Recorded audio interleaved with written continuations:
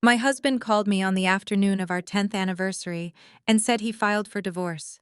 He insisted I could only speak to his high-powered lawyer going forward, so I did exactly what he asked. I went to see him. The moment I walked into that lavish downtown office and said, "I am his wife," the ruthless attorney turned pale, started trembling, and immediately fired my husband as a client right in front of his new mistress. But before we get to that glorious moment of absolute karma, let me tell you how my husband made the biggest mistake of his life at what was supposed to be our romantic anniversary dinner. My name is Zuri and I am 34 years old. If you have ever been treated like a useless stepping stone by a man who used your silent sacrifices to build his fragile ego, let me know where you are watching from in the comments below. Hit that like button and subscribe because you will definitely want to hear how I completely dismantled his fake elite reality piece by piece. Growing up in Atlanta, Georgia, I learned early on that wealth whispers while debt screams. I spent the last 10 years playing the role of a quiet, supportive freelance bookkeeper. I wore simple clothes, worked from our kitchen island, and let my husband Darius soak up all the spotlight. Darius is 36 years old and the CEO of a newly funded tech startup. For a decade, I stood by him through every failed business venture, every maxed out credit card, and every stressful night. I thought we were building a partnership. I had no idea he only saw me as a temporary placeholder until he could afford a luxury upgrade. The betrayal began on a rainy Friday evening. We were supposed to be celebrating our 10th wedding anniversary. Darius had told me to meet him at a highly exclusive members-only restaurant in Buckhead. It was the kind of place where politicians and real estate moguls dined behind velvet ropes. I wore a modest black dress expecting a private romantic evening to celebrate a decade of marriage. When the hostess escorted me to the private VIP dining room at the back of the restaurant, my heart sank. The room was not set for a romantic dinner for two. Instead, Darius was sitting at the head of a long mahogany table. Sitting to his right was his older sister Keisha, wearing a flashy designer gown that still had the security tag tucked inside the collar. To his left sat her husband Terrence, nervously adjusting a fake luxury watch. Terrence owned a struggling luxury car dealership that was drowning in debt, but he loved to play the part of a wealthy businessman. They were already halfway through a bottle of vintage champagne, laughing loudly and taking photos for social media. When I walked in, the laughter abruptly stopped. Darius did not stand to greet me. He did not smile. He simply stared at me with an expression of profound boredom. "Sit down," Zuri Darius commanded, gesturing to the empty chair at the opposite end of the table. I pulled out my own chair, taking in the hostile energy radiating from the three of them. "This does not look like an anniversary dinner, Darius. Why are Keisha and Terrence here?" Darius did not answer immediately. He picked up a thick manila envelope from the table and slid it forcefully across the polished wood. It stopped right in front of my plate. I looked down at the bold black letters printed on the front. "Petition for dissolution of marriage." My chest tightened, but I kept my face completely blank.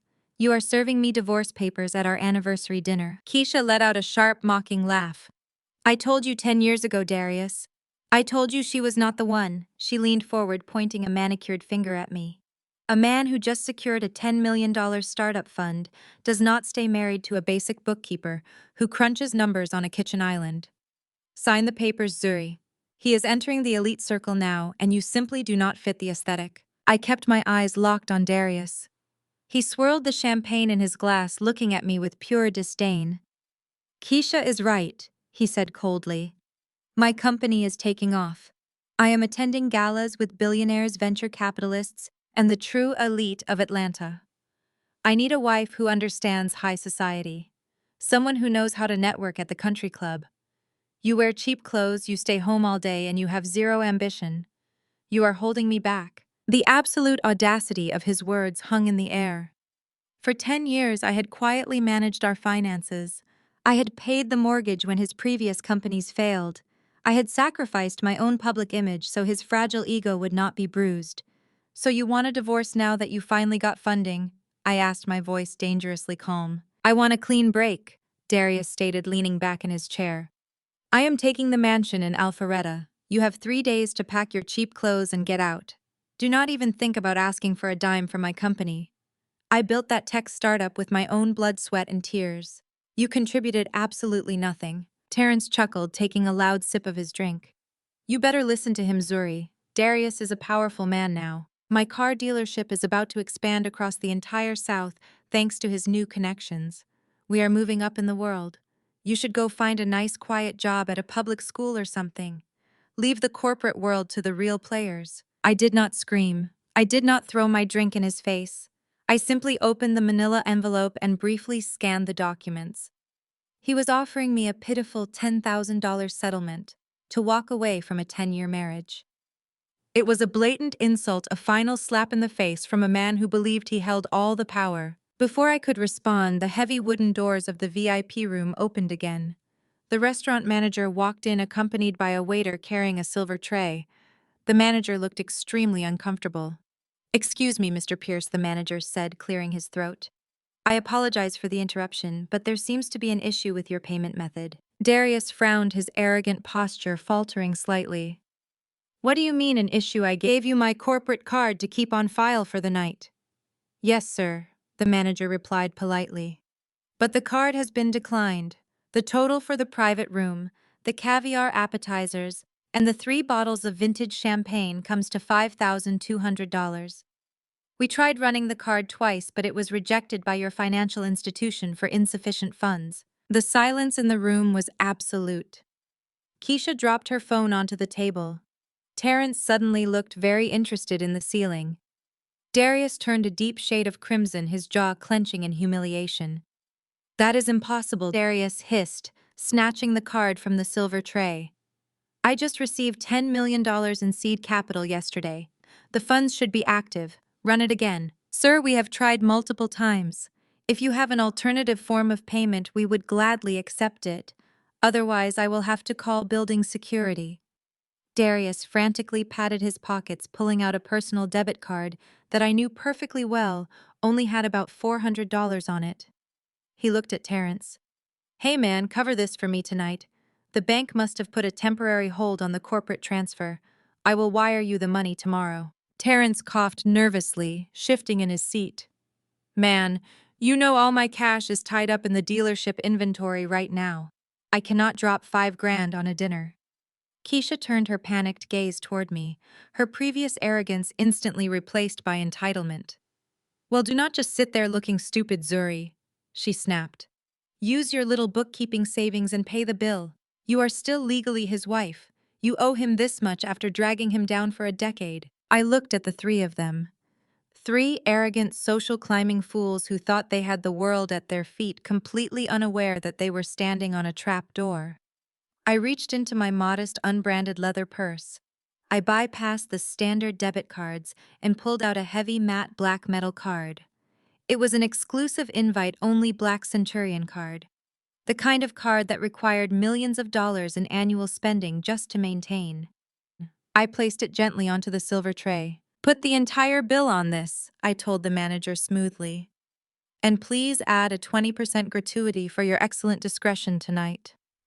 The manager looked at the heavy metal card, his eyes widening in instant recognition. "Of course, madam. Right away. Thank you for your exceptional generosity." He bowed slightly and quickly left the room.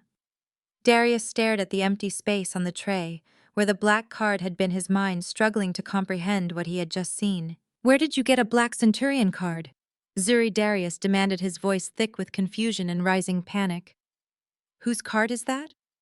I stood up slowly, smoothing the skirt of my simple black dress. I picked up the divorce papers and tucked them neatly into my purse.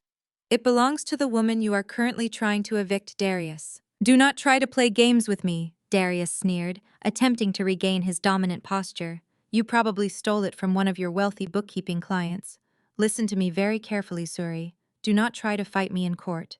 I have hired the best legal representation in the state of Georgia. My lawyer is Harrison Lockwood. He destroys people for a living.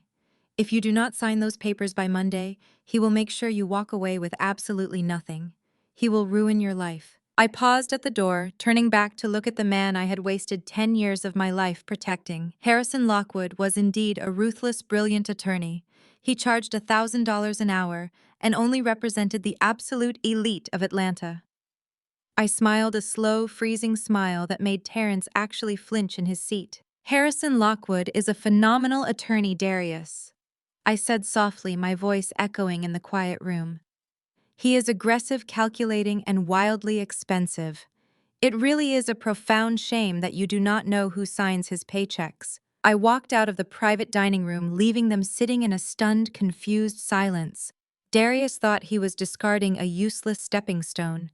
He thought he was walking into a bright future of wealth and power.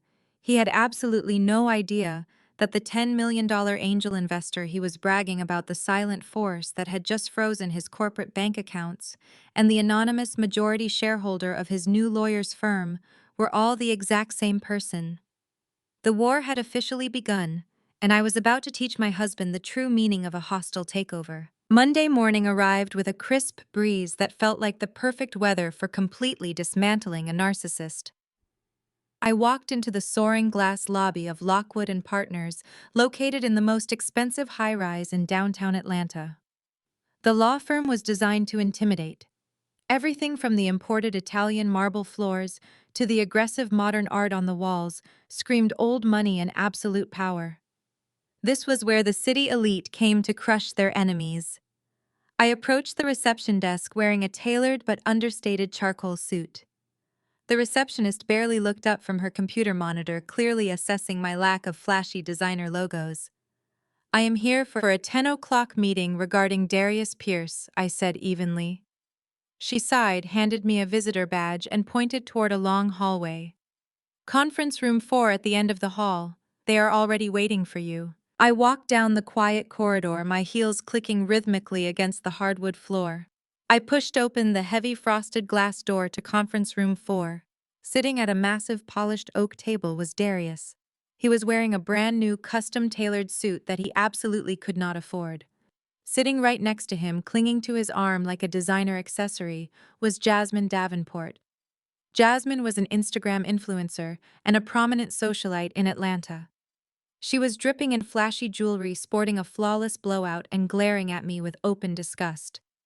"Look who finally decided to show up," Darius sneered, leaning back in his leather chair. "I told you to sign the papers this weekend, Zuri. Now you have to deal with the big dogs." Jasmine let out a high-pitched, condescending laugh. She looked me up and down, curling her lip at my understated suit. "So this is the famous dead weight you were telling me about, Darius. Honestly, I expected someone a little more intimidating. You look like you belong in a public library, not a corporate law firm."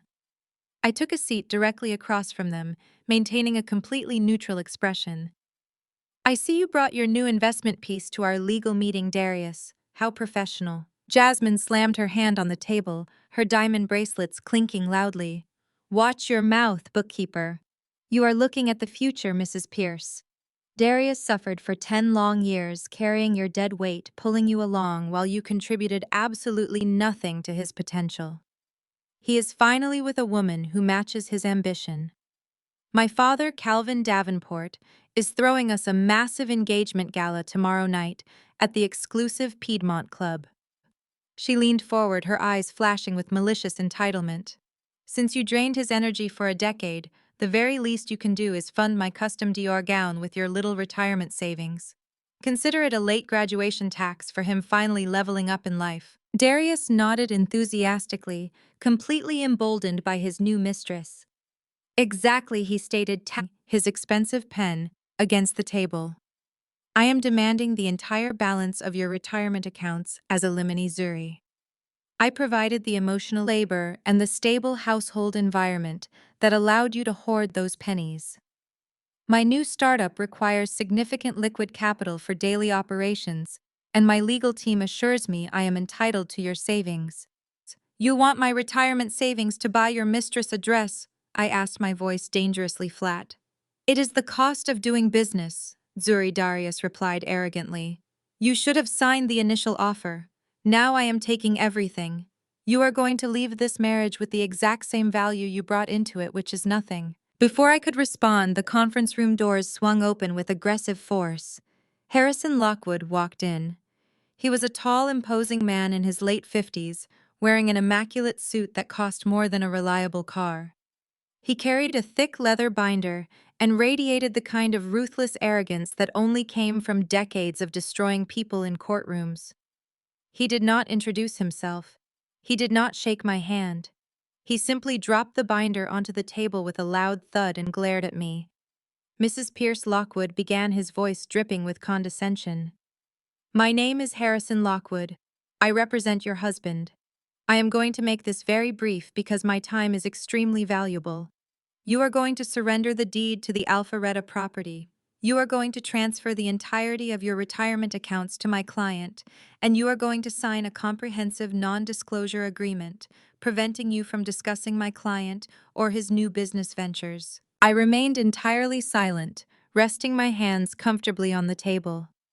If you refuse these terms, Lockwood continued, leaning over the table to intimidate me, I will drag you through a litigation process, so grueling and so expensive that you will be paying off legal debts for the rest of your natural life. I will subpoena every single bookkeeping client you have ever worked for. I will freeze your modest bank accounts. I will make sure you cannot afford to rent a one-bedroom apartment in this city by the time I am finished with you. Do we understand each other? Each. Darius smiled proudly, clearly thrilled by the vicious performance his expensive lawyer was putting on. See, Zuri, Darius bragged. I told you, you are completely out of your league here. Just sign the papers and go back to obscurity. Jasmine scoffed, examining her manicured nails. Honestly, Mr. Lockwood, I do not know why we are even wasting your valuable time with her. Just print the papers and tell her where to sign so we can go pick up my engagement ring. I looked at Jasmine, then at Darius, and finally I locked eyes with Harrison Lockwood.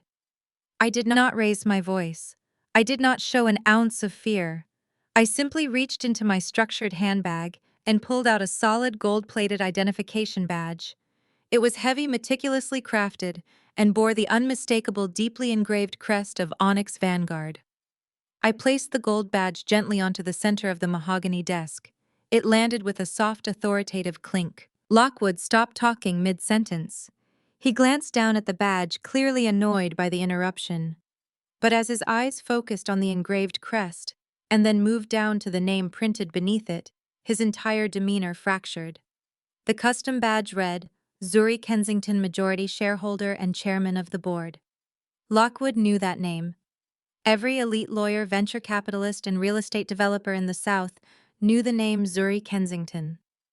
The legend of the anonymous billionaire, who had ruthlessly acquired half the commercial real estate and private equity in Atlanta, was a frequent topic of terrified whispers in corporate boardrooms. The blood drained from Harrison Lockwood's face so fast, he looked as though he might physically collapse.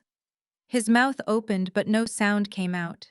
His hands, which had been resting aggressively on the table just seconds before, began to shake violently. He stared at the badge, then slowly looked up at me. He looked back at the badge, his brain desperately trying to process the catastrophic reality of his situation. The freelance bookkeeper sitting in front of him, wearing a plain charcoal suit and calmly enduring his threats, was the anonymous majority shareholder who literally owned 85% of his prestigious law firm. Onyx Vanguard had acquired his firm holding company 2 years prior. I was the one who authorized his multi-million-dollar annual bonus. I was the one who held the power to dissolve his entire career with a single signature. Madam Chairman. Lockwood stammered, his voice cracking into a high-pitched wheeze. His imposing posture completely collapsed. He practically scrambled backward, knocking his chair into the wall. I had absolutely no idea. They did not tell me.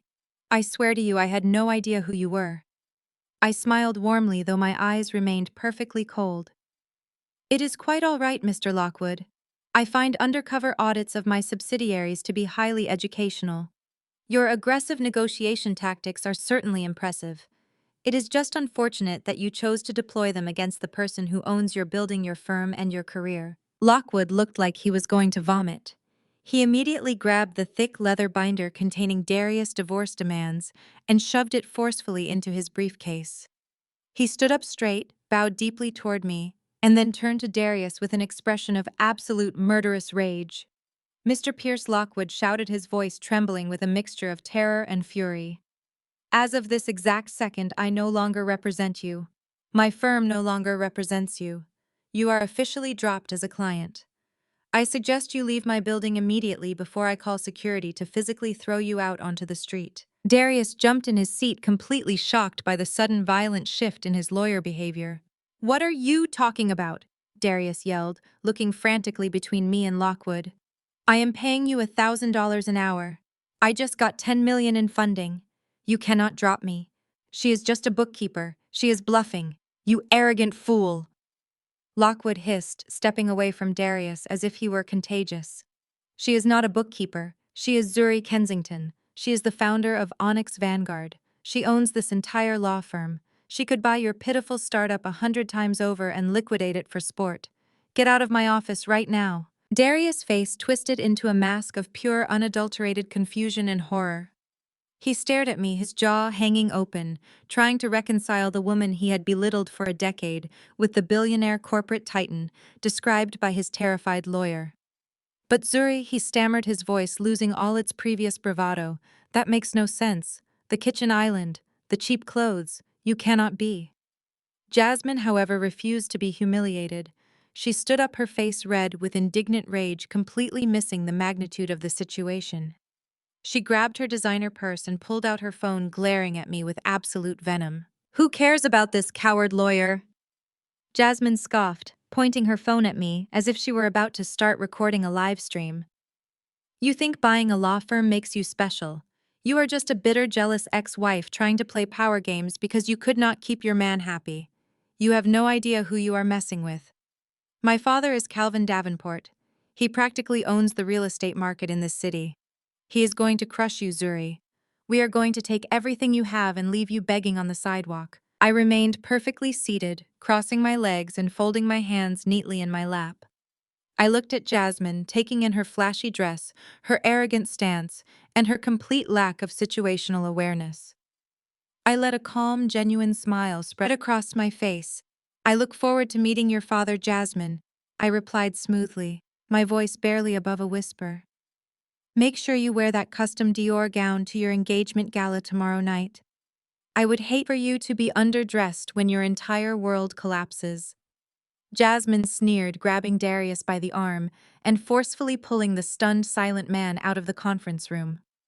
Lockwood stood trembling by the wall, profusely apologizing the moment the door slammed shut behind them. I ignored him, picking up my gold badge and dropping it back into my purse. The first battle had been won flawlessly, but the war had just truly begun. Darius thought he was walking away to a life of luxury, and Jasmine believed her billionaire father made her untouchable. They had no idea I was already holding the match that would burn their entire kingdom to the ground. I stepped out of the towering glass building of Lockwood and Partners and into the crisp Atlanta afternoon, breathing in the sweet scent of impending victory. I had a few hours before the banks processed the complete freeze on Darius' corporate accounts. I needed to gather my personal documents and a few sentimental items from the Alpharetta mansion before the real financial bloodbath commenced. I signaled my private driver to take me home to the sprawling estate I had quietly purchased for us 7 years ago. When my town car turned onto the manicured, tree-lined street of my affluent neighborhood, I immediately noticed something horribly wrong. My driver slowed the vehicle to a cautious stop at the edge of my expansive, pristine driveway. I rolled down the tinted window, staring at the absolute disrespect unfolding right on my front lawn. Dozens of cheap, flimsy black trash bags were scattered haphazardly across the perfectly cut green grass. Some of the bags had burst open, spilling my modest clothing, my favorite accounting ledgers, and my personal framed photographs directly into the dirt. Standing on the grand wraparound porch of my multi-million-dollar mansion holding 2 glasses of inexpensive sparkling wine were Keisha and Terrence. They looked incredibly smug.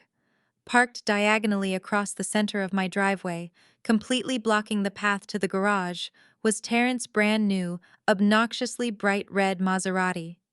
It was a vehicle he absolutely could not afford on his failing credit score. I took a deep breath, smoothing the lapels of my charcoal suit, and stepped out of the car. I walked slowly up the long paved driveway, ignoring the scattered trash bags containing my life belongings. Keisha spotted me approaching and immediately let out a loud, obnoxious cackle that echoed across the quiet suburban street. She nudged Terrence, pointing her champagne flute in my direction like a weapon. "Look who finally decided to show up to collect her garbage," Keisha yelled down from the elevated porch. I stopped at the base of the wide marble steps. I noticed a shiny new brass padlock installed on the heavy oak front door. "You changed the locks on my house?" I asked, keeping my voice perfectly level and devoid of any emotional reaction. Terrence laughed loudly, leaning his weight casually against the gleaming hood of his bright red Maserati. He adjusted his flashy counterfeit watch and grinned down at me with pure malice. "Do not even try to get back in, bookkeeper," Terrence sneered, taking a sip of his drink.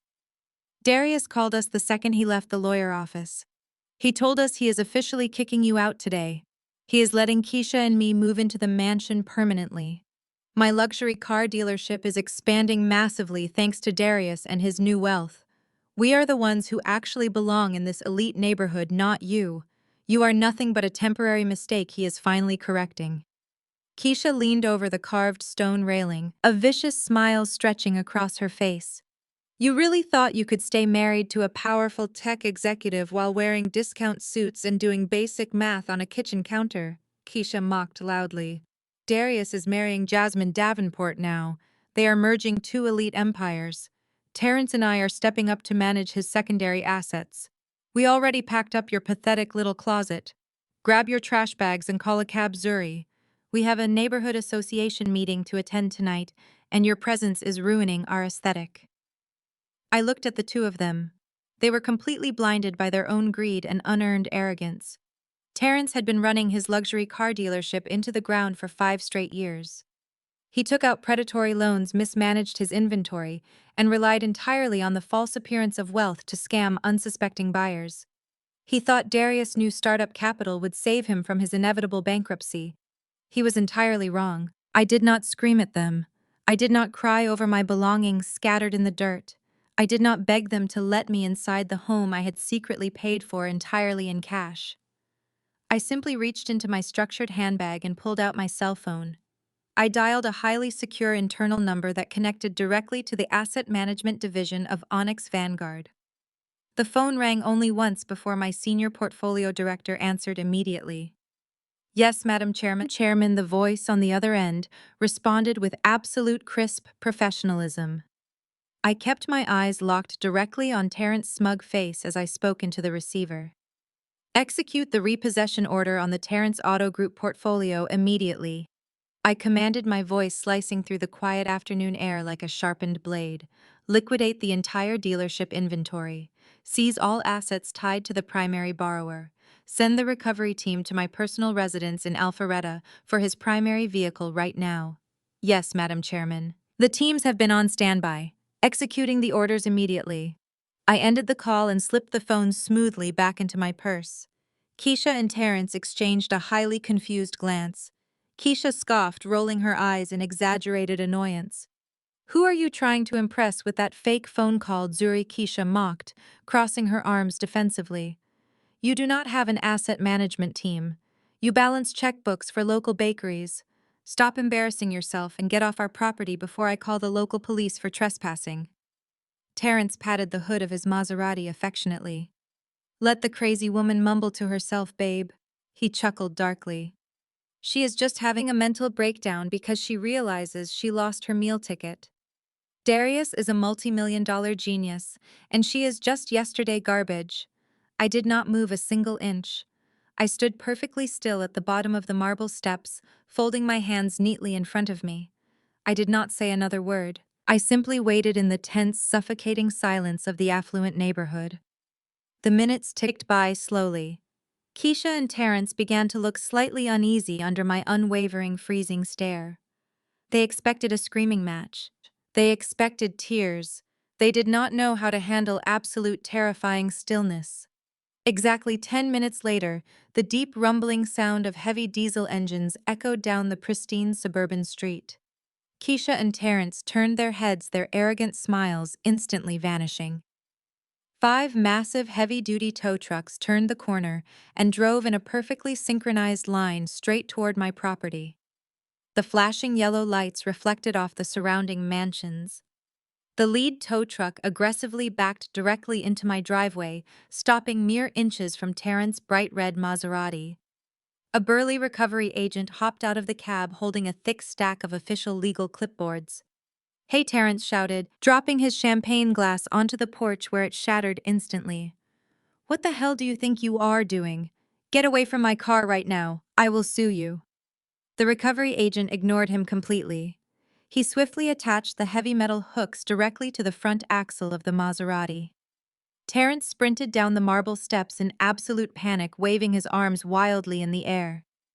"You cannot take my car!" Terrence screamed, his voice cracking with pure terror. "I am making the payments. My brother-in-law is a millionaire. Let go of my property." The recovery agent finally looked up, handing Terrence a thick legal document. "You defaulted on your commercial loans over 90 days ago, sir. Onyx Vanguard acquired the debt of your failing business 6 months ago. The firm just called in the entire loan due to breach of contract. We are repossessing this vehicle and my colleagues are currently clearing out your entire dealership lot downtown. You have absolutely zero assets left." Keisha dropped to her knees on the marble porch, screaming hysterically as the tow truck lifted the Maserati into the air. Terrence frantically pulled out his phone, dialing Darius with trembling hands. "Darius, you have to help me." Terrence begged into the receiver, tears streaming down his face. "They are taking everything. My car, my dealership, they are taking it all." I could hear Darius' frantic voice blaring through the phone speaker. "Do not panic," Darius promised desperately. "I have $10 million in startup capital. I will wire you the money tomorrow morning. I will save the business." I turned around, signaling my private driver to open the car door.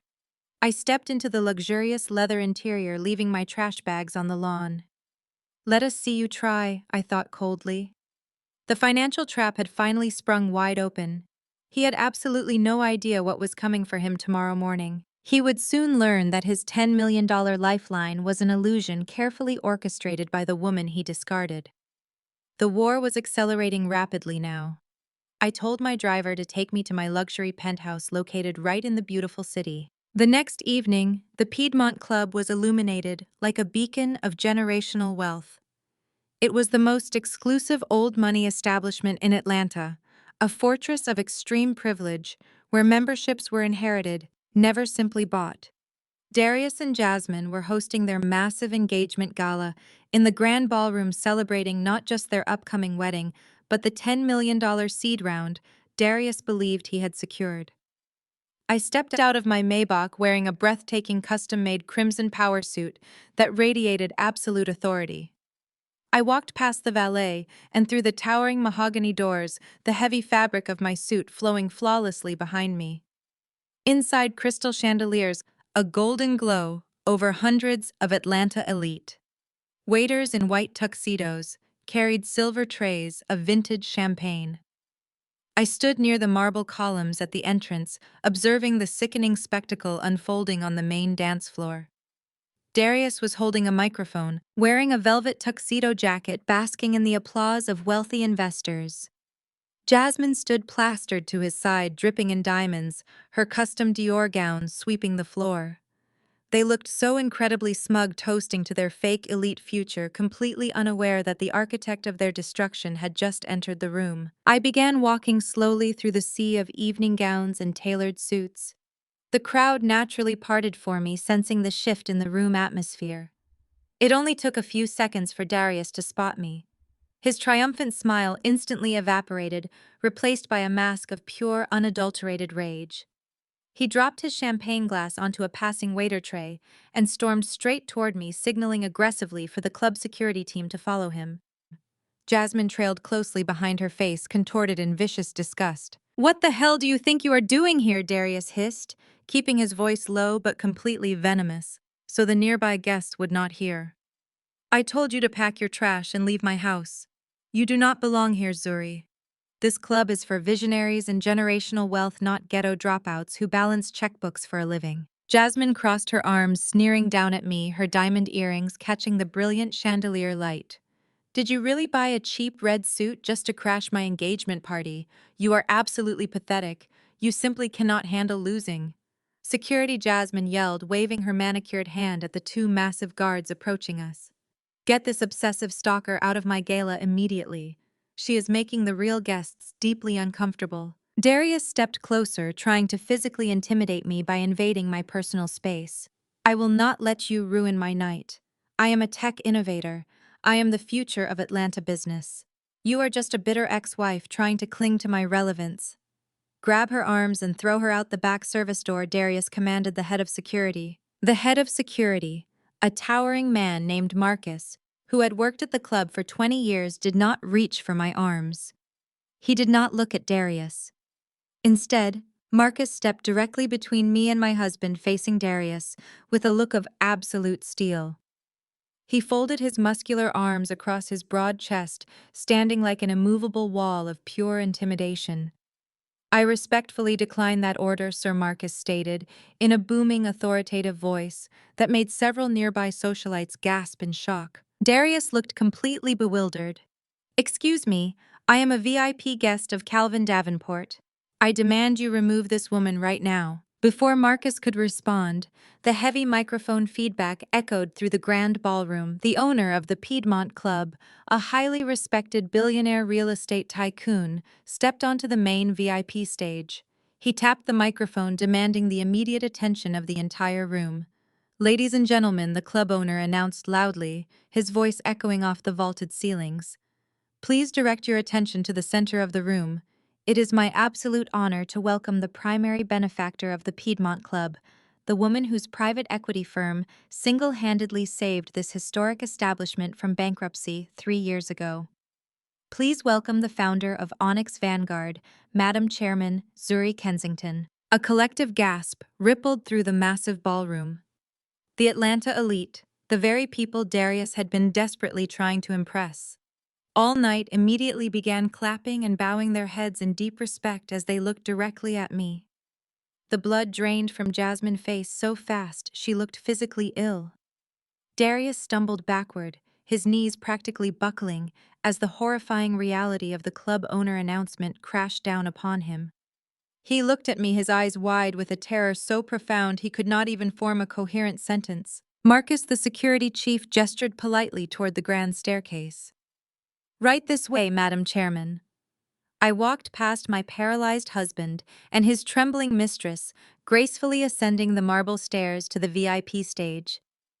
The club owner handed me the microphone with a deeply respectful bow and stepped aside. I looked out over the sea of wealthy elites, my eyes locking directly onto Darius, who was visibly shaking in the center of the dance floor. Good evening, everyone, I said, my voice projecting smoothly and powerfully across the silent ballroom. Please continue enjoying the champagne. I am not here to ruin a celebration. I am simply here to conduct a very necessary corporate audit. I paced slowly across the stage, looking down at Darius. You have been bragging all night about the $10 million seed round your new technology startup recently received, Darius. You stood on this very stage and mocked me for doing paperwork on our kitchen island. You called me a dead weight. You told me I contributed absolutely nothing to your phenomenal success. Did you ever stop to wonder who the anonymous angel investor actually was? Darius shook his head frantically, his mouth opening and closing like a suffocating fish. No, he whispered, the sound barely carrying over the quiet room. Please, Zuri. No. I am the sole investor of that $10 million fund, Darius. I announced, my voice slicing through his pathetic pleas. My firm Onyx Vanguard provided every single cent of your startup capital. And because you so arrogantly assumed you were untouchable, you failed to read the fine print of your own funding agreement. Jasmine grabbed Darius' arm, her face contorted in absolute panic. What is she talking about, Darius? Tell her to shut up. I smiled down at them, a cold, calculating smile. Section 4, Paragraph 12 of your funding contract contains a very strict morality and marital fidelity clause. It explicitly states that any public scandal, infidelity, or gross moral misconduct allows the primary investor to immediately recall the funding and liquidate the company assets without any prior notice. You parading your mistress around this club while still legally married to me constitutes a massive breach of contract. I pulled a small remote from my pocket and pressed a single button. Behind me, The massive digital projection screens that had been displaying their engagement photos suddenly switched. The screens now displayed the live financial dashboards of Darius' corporate accounts. The bright green numbers flashed for a brief second before turning a harsh, cold, unforgiving shade of red. Everyone in the ballroom watched in real time as the $10 million balance instantly dropped to zero. The visual impact was absolutely devastating. As of this exact second, Darius Y declared, my voice echoing relentlessly. Your company accounts are permanently frozen. Your startup is officially liquidated. You are instantly bankrupt, and you are solely responsible for the massive corporate debts you accumulated trying to impress a woman who only wanted you for your newly acquired wealth. You built your house of cards on my foundation, and I am pulling out the bottom level entirely. Darius frantically pulled his cell phone from his velvet tuxedo jacket.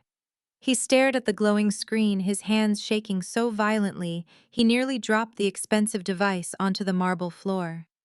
He swiped rapidly, his eyes scanning his banking applications, refreshing the pages over and over in sheer denial.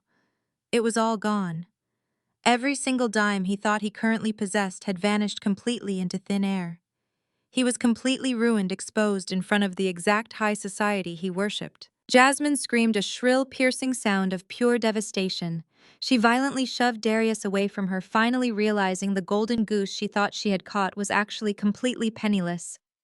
She looked at her custom Dior gown as if it were suddenly made of cheap rags. Darius dropped to his knees right there on the polished dance floor, surrounded by judging stares. He turned desperately toward the velvet VIP booths near the back of the room. Calvin Darius begged, tears streaming down his face as he frantically looked for Jasmine billionaire father. Calvin, you promised me. You said you would back my ventures. You told me we were family now. Please, you have to bail me out of this trap. The elite crowd parted silently, whispering frantically among themselves. Calvin Davenport, a ruthless and terrifying real estate mogul, known for crushing his rivals without mercy, stepped slowly out of the shadows. He ignored Darius, pathetic, loud, embarrassing sobbing entirely. Instead, Calvin walked straight to the edge of the stage, glaring up at me with an expression of pure, unadulterated hatred. He adjusted his expensive silk tie, his jaw clenched tight, his eyes locked onto mine in a deadly, silent challenge. He was a man accustomed to absolute dominance, unaccustomed to facing a woman who matched his ruthless energy. The ultimate power struggle had arrived, and the entire city of Atlanta was watching with bated breath. The silence in the grand ballroom was so absolute, you could hear the ice melting in the abandoned champagne glasses. Calvin Davenport did not storm the stage like a petulant child. He glided up the marble steps with the terrifying, calculated grace of an apex predator who had never once been challenged in his own territory. His expensive tailored suit seemed to absorb the light around him. He stopped just 2 feet away from me, his presence casting a heavy, suffocating shadow over the platform. He looked down at the digital projection screens still displaying the frozen, liquidated accounts of my soon-to-be ex-husband. Then he turned his glacial, unblinking stare directly toward my face. You think new money makes you untouchable, little girl? Calvin sneered, his voice dropping into a low, gravelly octave that radiated pure menace. He did not need a microphone for his threats to carry a lethal weight. My family built the real estate market in Atlanta. We laid the concrete you are currently standing on. We own the politicians who zone the districts, the judges who sign the gavels, and the banks that hold the vault keys. You walk into my club, humiliate my daughter, and think you can simply stroll back out with your cute little startup capital intact. I will erase your little equity firm by tomorrow morning. I held my ground, keeping my posture perfectly straight and my expression completely devoid of fear. I was not a terrified bookkeeper shrinking away from a wealthy patriarch. I was a sovereign corporate entity facing down a local monopoly. You are going to learn a very painful lesson about how real power operates in the South. Calvin continued, taking another aggressive step into my personal space. Tomorrow at 9 in the morning, I am making a single phone call to the governor. I will have the state tax board audit Onyx Vanguard, so aggressively your accountants will be drowning in federal subpoenas for the next decade. I will tie your holding companies up in so much frivolous litigation that you will be liquidating your own assets just to pay your legal retainers. By the time I am finished dismantling your cute little empire, you will be begging to go back to balancing checkbooks on a kitchen island. Before I could formulate my calculated response, the sharp, chaotic sound of high heels clicking rapidly up the marble stairs shattered the heavy tension. Jasmine charged onto the stage like a raging bull. Her face was smeared with expensive mascara, her custom Dior gown twisted around her ankles. She grabbed a half-full crystal glass of red wine from a nearby cocktail table. Without a single second of hesitation, she hurled the dark liquid directly at me. The red wine splashed violently across the crisp white lapel of my custom suit, dripping down the expensive silk fabric and staining my immaculate blouse. The high society crowd gasped in collective horrified shock. "You are nothing but a jealous, bitter ex-wife." Jasmine screamed at the absolute top of her lungs, completely abandoning her carefully cultivated influencer persona. "You could not keep a real man happy, so you are throwing a massive temper tantrum to ruin our perfect love story. Darius loves me. He never loved you. You are just a sad, lonely, pathetic woman trying to buy back the power you lost when he upgraded to a real prize. We are the Davenports. You cannot touch us." Seeing the arrival of Calvin Davenport and witnessing Jasmine's unhinged physical attack seemed to miraculously resurrect Darius from his pathetic state on the dance floor. The sheer cowardice of the man was truly breathtaking to behold. The moment he realized he had a billionaire human shield to hide behind, his previous terror vanished entirely. He scrambled up the stairs, puffing out his chest as he stood firmly behind Calvin's massive shoulder. "You hear that, Zuri?" Darius yelled, pointing a shaking but defiant finger at me. "You overplayed your hand tonight. You thought you could blindside me and take my company, but you forgot who I am aligning with now. Calvin is going to destroy your firm. I am going to sue you for emotional distress and marital asset fraud. We will take every single dime you have hoarded in those secret accounts. You are going to be left with absolutely nothing, exactly like you started." I stood perfectly still under the blazing chandelier lights. I did not raise my hand to strike Jasmine. I did not scream back at Darius. I did not cower from Calvin Davenport. I simply looked down at the dark red wine soaking into the pristine white fabric of my expensive blazer.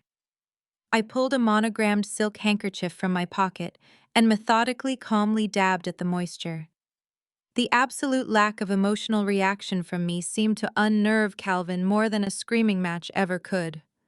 The ruthless real estate mogul narrowed his eyes clearly, trying to calculate why the woman he had just threatened with total annihilation was acting like she had merely spilled a drop of tea. "You are quite confident for a man standing on an actively sinking ship, Calvin," I said smoothly, tossing the stained handkerchief onto the floor. "You brag about owning the concrete of this city.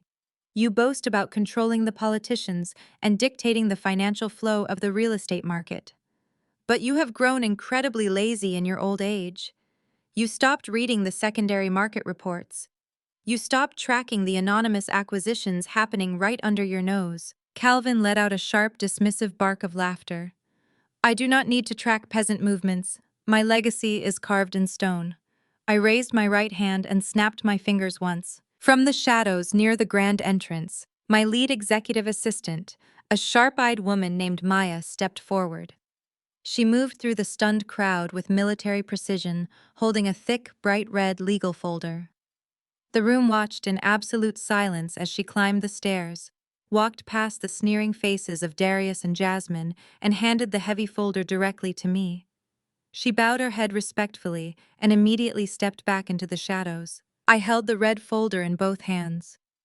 I looked at Calvin, letting the deafening silence of the ballroom stretch out until the tension became almost physically painful. "Your legacy is built on a mountain of highly leveraged, extremely risky commercial debt," Calvin, I stated, my voice echoing relentlessly across the room.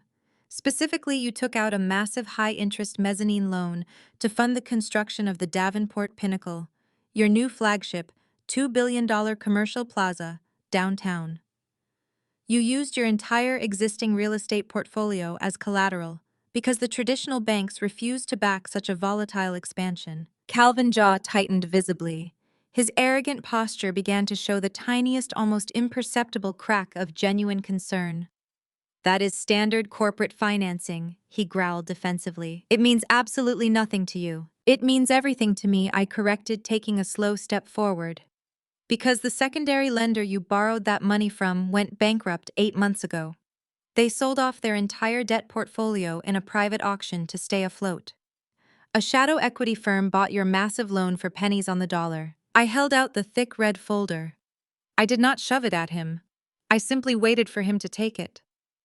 Calvin stared at the bright red cardstock as if it were a venomous snake. His hand trembled slightly as he reached out and snatched it from my firm grip.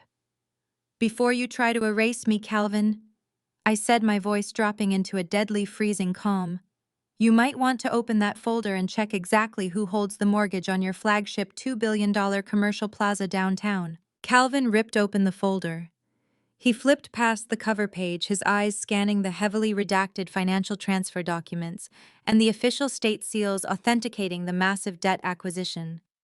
He reached the final page where the ultimate holding company was listed in bold, undeniable black ink, Onyx Vanguard. The color drained out of Calvin Davenport's face so rapidly it looked like a severe medical emergency. His skin turned a sickly, translucent shade of gray.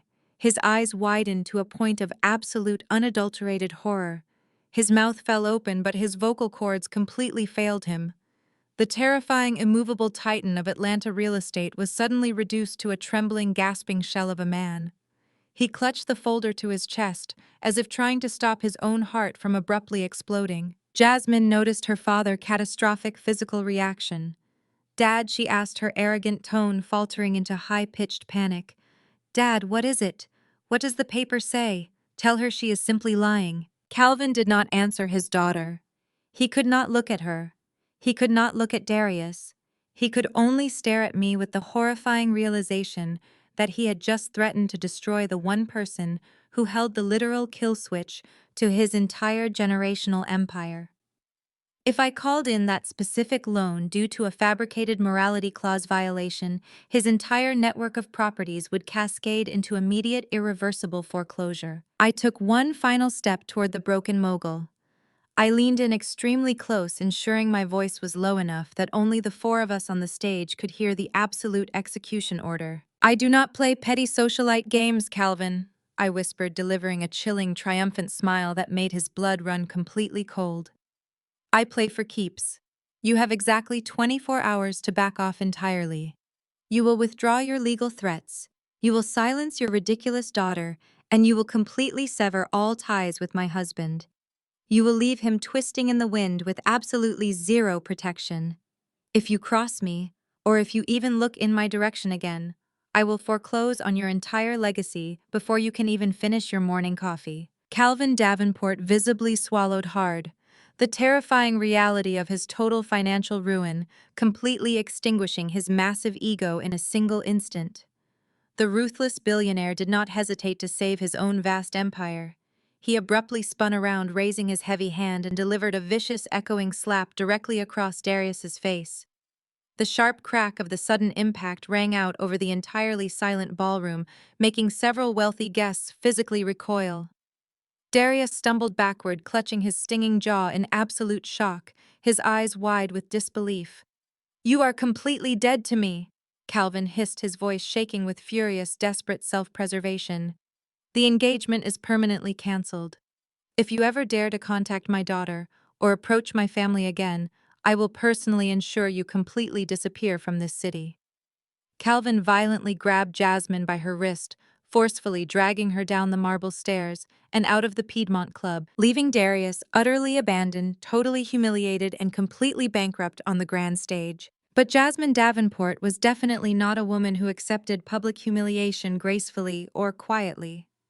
Cut off from her father's immediate protection and completely enraged by the sudden loss of her fake elite future, she secretly met up with Darius just a few hours later. Desperation always breeds spectacular foolishness. Under the thick, humid cover of the dark Atlanta night, they frantically formulated a highly illegal, profoundly stupid plan to somehow reclaim their stolen power. They believed they could outsmart the woman who had just brought a billionaire to his knees. At exactly 2 in the morning, the private elevator doors of my ultra-secure Buckhead penthouse silently slid open. Darius and Jasmine crept stealthily into the sprawling glass-walled residence, their movements jerky and anxious. Darius felt incredibly smug, navigating the dark, expansive living room with practiced ease. During our long marriage, I had purposely allowed him to believe he was the absolute master of our domain.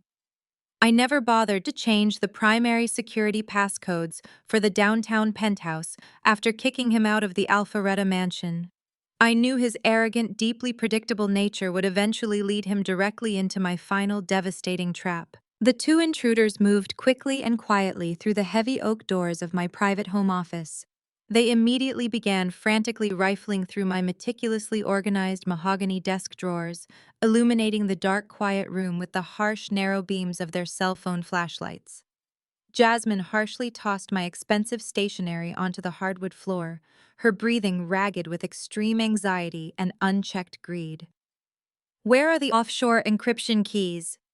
Darius, she demanded in a harsh, impatient whisper, shining her light across the dark shelves. "You confidently promised me she keeps her private equity data drives in a secure safe somewhere in this room. We desperately need that financial leverage to force her to reinstate your startup funding by tomorrow morning." Darius aggressively yanked open the bottom file drawer, his face twisted in an ugly, terrifying mask of toxic, deeply rooted insecurity. "I am going to completely destroy her." Darius vented, recklessly tearing through my confidential corporate folders and tossing papers into the air. She always secretly thought she was so much smarter than me. She sat quietly at that kitchen island for 10 years, pretending to be a submissive, obedient little bookkeeper, while quietly building a billion-dollar private equity empire right behind my back. I had to constantly put her down. I had to constantly remind her that she was absolutely nothing without me, just to keep her firmly in her place. I could not let her outshine my incredible potential. Once I finally get these encryption drives, the power dynamic permanently shifts back to me. I will legally blackmail her for half of Onyx Vanguard. I will make her beg on her knees to give me my technology company back. "I found them!" Darius gasped triumphantly, suddenly pulling two sleek silver titanium hard drives from a hidden, locked compartment at the very back of the deep drawer. He held them up high like a victorious trophy, a sickening, arrogant grin rapidly spreading across his deceitful face. Jasmine let out a sharp sigh of immense relief, clutching his arm tightly with her manicured hands. Finally, Jasmine whispered excitedly, "Let us get out of this depressing, pretentious museum before her night security team does a routine perimeter sweep. We have exactly what we need to crush her." Darius and Jasmine turned around simultaneously, eagerly heading toward the heavy office doors with their stolen, highly valuable prize.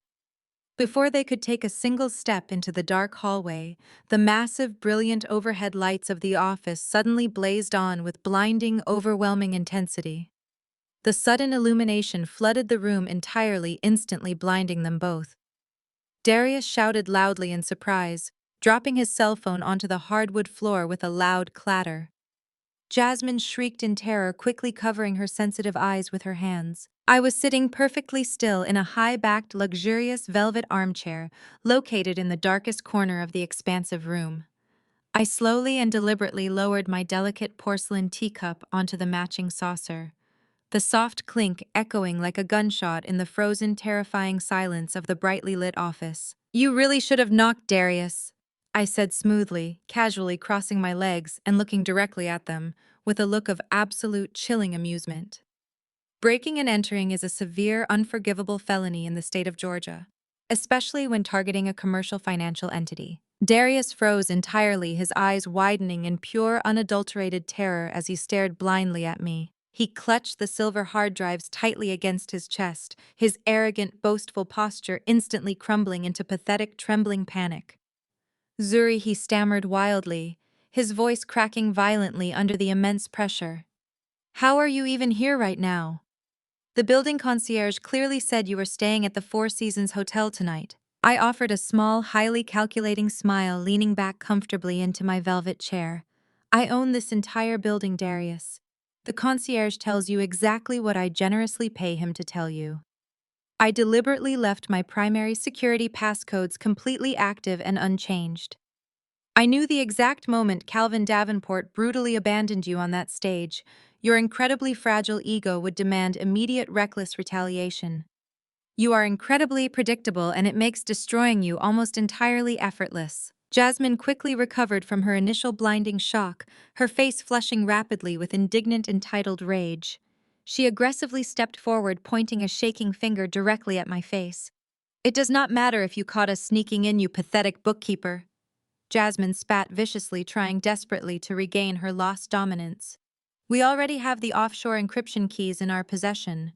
We currently possess the highly sensitive financial data to your entire private equity firm. If you do not immediately reinstate Darius funding and publicly apologize to my powerful father by tomorrow morning, we will intentionally leak your proprietary investment strategies to every single rival firm in the South. We hold all the real power now. You have totally lost this game." I let out a soft, genuine laugh that seemed to completely unnerve both of them.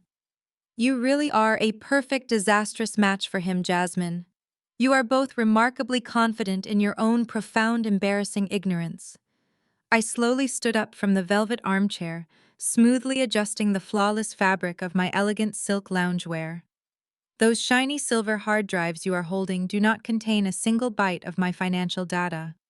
They do not hold the offshore encryption keys to Onyx Vanguard.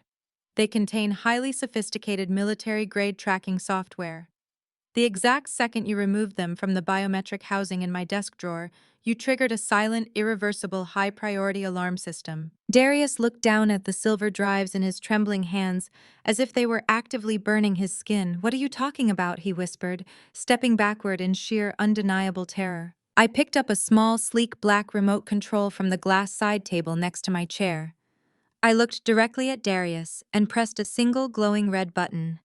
The large flat-screen television mounted securely on my office wall instantly powered on. The bright screen clearly displayed a high-definition multi-angle live stream of my entire office, perfectly capturing Darius and Jasmine, standing right in the center of the room, actively holding the stolen, heavily monitored drives. "Smile for the camera, Darius," I commanded, my voice dripping with icy, undeniable, absolute authority. "This entire illegal break-in, including your pathetic, disgusting confession about deliberately emotionally abusing me, just to soothe your own toxic, fragile insecurity, is currently being live-streamed directly to the Major Crimes Division of the Atlanta Police Department." Jasmine let out a horrifying, guttural scream of absolute, crushing defeat. She violently slapped the heavy drives out of Darius' hands. The metal clattered loudly against the floorboards. But it was far too late for apologies. The undeniable, piercing wail of multiple police sirens began to echo loudly in the dark distance, rapidly approaching the secure base of my luxury high-rise building. The ultimate devastating trap had fully closed forever, and there was absolutely no escape from the terrifying consequences of their own blinding, idiotic greed. The piercing wail of multiple police sirens grew deafeningly loud, rapidly echoing off the towering glass skyscrapers of downtown Atlanta and vibrating violently against the thick, reinforced windows of my luxury penthouse. The blinding, idiotic greed that had brazenly brought Darius and Jasmine into my private sanctuary was about to be aggressively broadcast to the entire world. I remained comfortably seated in my velvet armchair, my posture perfectly relaxed, gently swirling the warm, fragrant chamomile tea in my delicate porcelain cup. I watched with profound, chilling satisfaction as the absolute reality of their catastrophic situation finally crashed down upon them. Darius collapsed heavily onto the polished hardwood floor. He dropped the silver titanium hard drives as if they were actively burning his flesh, his entire body shaking uncontrollably in the bright overhead light. He crawled backward, pressing his back against the mahogany bookshelves, pulling his knees to his chest in a display of pure, unadulterated cowardice. He was completely paralyzed by the terrifying sound of the approaching sirens, entirely incapable of formulating a single rational thought. Jasmine, however, reacted like a cornered, vicious animal. Her initial shock instantly morphed into a frantic, desperate frenzy of self-preservation. She aggressively kicked off her designer high heels, her eyes darting wildly around my expansive home office as she desperately searched for an impossible exit strategy. When she heard the heavy synchronized pounding of tactical boots rushing down my private hallway, she immediately realized there was absolutely no physical escape. In a split second, she callously decided to completely sacrifice the man she claimed to love. The heavy oak doors of my home office were forcefully kicked open by four heavily armed officers from the Atlanta Police Department Major Crimes Division. They flooded into the room, raising their bright tactical flashlights, instantly blinding the two pathetic intruders cowering in the center of the room. "Drop to the ground and place your hands firmly behind your head," the lead detective shouted, his voice booming with undeniable authority. "Do it right now." Darius immediately flattened himself against the floor, sobbing loudly and begging for mercy. But Jasmine completely ignored the strict police commands. She dramatically threw her hands into the air, tears instantly streaming down her perfectly contoured face. She pointed an accusing, trembling finger directly at the man sobbing on the floor beside her. "Officers, please help me," Jasmine screamed, unleashing an Oscar-worthy performance of absolute hysterical terror. "I am a victim here. I did not want to come into this building. He aggressively kidnapped me. He forced me into his vehicle against my will and violently dragged me up to this penthouse. He told me he would physically harm me if I did not help him break into this office. You have to arrest him. He is a dangerous, deranged stalker." Darius lifted his head from the floor, his tear-streaked face contorting in sheer horrifying betrayal. "Oh, Jasmine, what are you doing?" Darius gasped, his voice cracking violently under the immense pressure. "We planned this together. You told me we needed the encryption keys to force her hand. You cannot do this to me." "Shut your mouth, you lying psychopath!" Jasmine shrieked back at him, deliberately stepping away from his prone body to distance herself from his crimes. She rapidly reached into her expensive designer purse, completely ignoring the officers shouting at her to keep her hands visible. She pulled out her sleek smartphone and instantly opened her Instagram application, furiously tapping the screen to initiate a live broadcast to her 3 million loyal followers. She held the phone high above her head, perfectly framing her tearful face and the chaotic scene of the armed police officers surrounding them. "Guys, I need you all to see what is happening to me right now," Jasmine cried into the camera, her voice dripping with manufactured dramatic agony. "I am currently being illegally detained in a strange penthouse because I was violently kidnapped by a deranged, bitter man. And now his jealous, spiteful ex-wife is trying to permanently ruin my life. I come from the Davenport family. We are the elite of Atlanta. We do not steal. We do not break into homes. This evil woman is intentionally framing us with fake evidence because she simply could not keep her man happy, and she wants to destroy my perfect future. Please everyone record this live stream before she bribes the corrupt police to silence my truth." The police officers looked completely bewildered by her unhinged digital performance. The lead detective stepped forward, reaching out to confiscate her recording device, but I smoothly raised my hand to stop him. I stood up gracefully from my velvet armchair, smoothly adjusting the flawless fabric of my elegant silk loungewear. I wanted her millions of followers to witness exactly what was about to happen. "Detective," I said calmly, my voice cutting effortlessly through Jasmine's hysterical screeching performance. "There is absolutely no need to forcefully confiscate her phone. In fact, I highly encourage her to continue broadcasting this entire encounter to her dedicated audience. It will save the local news networks a tremendous amount of investigative journalism tomorrow morning." I walked deliberately across the room, completely ignoring Jasmine's venomous glare.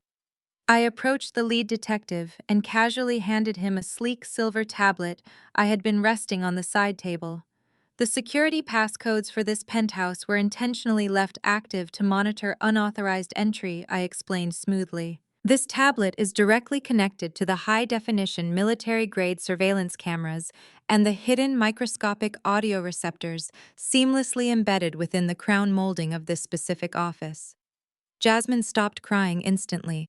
The fake tears completely dried up, replaced by a sudden creeping realization of absolute dread.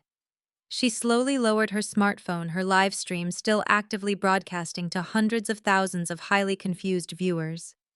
I tapped the glowing screen of the silver tablet, initiating the playback of the unedited, crystal-clear security footage captured just 5 minutes prior. The audio filled the quiet room, amplifying their arrogant, highly illegal conversation for the police and her entire digital audience to hear. The tablet loudly broadcasted Jasmine's own distinct, impatient whisper. "Where are the offshore encryption keys?" Darius, her recorded voice, demanded aggressively. "You confidently promised me she keeps her private equity data drives in a secure safe somewhere in this room. We desperately need that financial leverage to force her to reinstate your startup funding by tomorrow morning." The recording continued, capturing Darius' toxic, insecure venting about wanting to make me beg on my knees. And then the ultimate devastating piece of evidence played loudly for the entire room. It was Jasmine's voice again, dripping with arrogant entitlement and profound disrespect for the very billionaire father she had just tried to use as a protective shield. "Let us get out of this depressing, pretentious museum," the recorded Jasmine mocked. "My father is so incredibly weak and pathetic for backing down to this basic bookkeeper. We have exactly what we need to crush her and take her money. We hold all the real power now." I paused the audio playback, allowing the heavy, undeniable truth to settle over the paralyzed room. I looked directly into the camera lens of Jasmine's smartphone, ensuring my face was perfectly captured on her live stream. "You do not hold the power, Jasmine," I stated, my voice echoing relentlessly. "You hold two decoy hard drives loaded with military-grade tracking software. You actively conspired to commit corporate espionage, grand larceny, and felony blackmail. And you just broadcasted your own irrefutable guilt to the entire world." The lead detective did not hesitate for another single second. He aggressively grabbed Jasmine's arm, forcefully spinning her around and slamming her wrists together. The sharp metallic click of the heavy steel handcuffs echoed loudly, signaling the absolute permanent end of her glamorous elite lifestyle. "Get your filthy hands off me!" Jasmine shrieked wildly, violently thrashing against the officer's tight grip. "My father will have your badges for this. He will destroy this entire department." "Do you know who I am?" The lead detective simply scoffed, easily subduing her frantic struggles. "You have the right to remain silent," he recited coldly, completely unimpressed by her pathetic, entitled threats. "I highly suggest you finally exercise that right, ma'am." Another officer roughly hauled Darius up from the floor, securing his wrists tightly behind his back. Darius did not fight. He hung his head in absolute crushing defeat, tears streaming silently down his humiliated face as the officers forcefully dragged them both out of my pristine penthouse and into the waiting patrol cars below. The digital fallout was instantaneous and entirely catastrophic. Jasmine's abandoned phone lay on the floor, the live stream capturing thousands of horrified comments flooding the screen in real time. Within exactly 1 hour, the viral footage of her humiliating arrest dominated every single major social media platform and local news network in the state. The undeniable audio recording completely shattered her carefully cultivated victim narrative. Calvin Davenport, terrified that his daughter's felony espionage charges would irrevocably tank his highly leveraged commercial real estate empire, acted with ruthless, immediate self-preservation. He released a blistering public statement to the press before the sun even rose. He formally and permanently disowned Jasmine, citing her unforgivable criminal behavior and her disrespectful, ungrateful mockery of his leadership. He legally severed her from all family trust funds, completely cutting off her access to his vast wealth and formidable legal resources to protect his fragile stock prices. In a single devastating night, Jasmine Davenport lost her lucrative brand deals, her immense generational wealth, her high society status, and her fundamental freedom. She was left sitting in a cold concrete holding cell with absolutely nothing but the cheap, ruined remnants of her custom Dior gown. Darius, however, managed a temporary, pathetic reprieve. He was bailed out of the county jail late the next afternoon by his desperate, delusional sister, Keisha.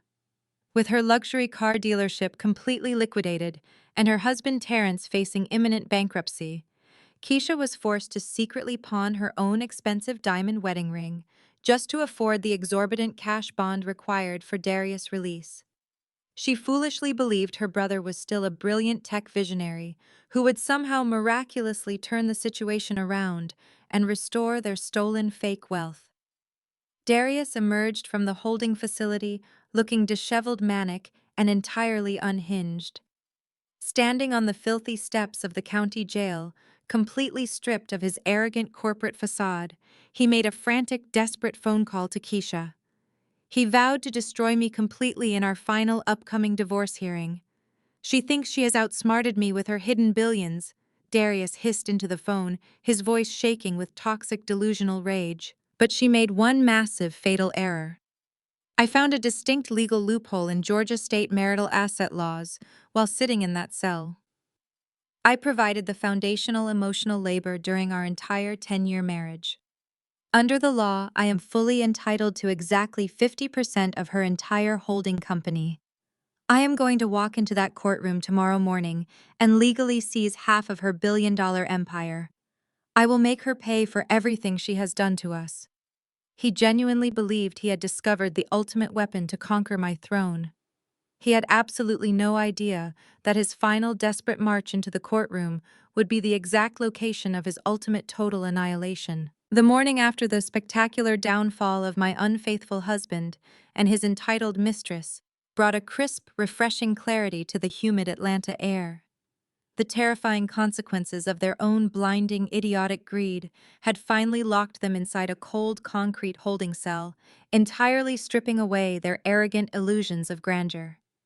I woke up in my secure luxury penthouse, feeling a profound, undeniable sense of absolute peace. The local news networks were already aggressively broadcasting the viral footage of Jasmine Davenport shrieking in handcuffs.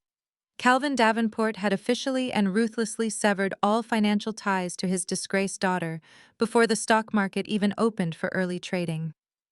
My highly orchestrated hostile takeover was executing with absolute flawless precision. However, I knew the bitter remnants of my husband's deeply toxic family were still desperately scrambling through the devastating wreckage of their completely shattered lives. I decided to reward myself with a quiet, peaceful morning coffee at an exclusive artisan cafe located right in the affluent heart of Buckhead. It was a sophisticated, beautifully designed establishment frequented by wealthy local entrepreneurs, prominent real estate developers, and high-powered corporate executives holding quiet breakfast meetings. I sat gracefully at a small marble table near the expansive front window, wearing an impeccably tailored ivory pantsuit that projected pure, untouchable authority. I was calmly reviewing my digital investment portfolio on my tablet, savoring the rich, dark roast of my espresso. The atmosphere was perfectly serene until the heavy glass doors of the cafe were violently shoved open, shattering the quiet sophistication of the room. Keisha and Terrence stormed into the upscale coffee shop, their faces contorted into ugly masks of pure, frantic desperation and unhinged fury. They looked absolutely horrendous. The previous 48 hours had severely aged them both. Terrence was wearing wrinkled, unwashed clothes, completely lacking the flashy counterfeit luxury accessories he usually paraded around in.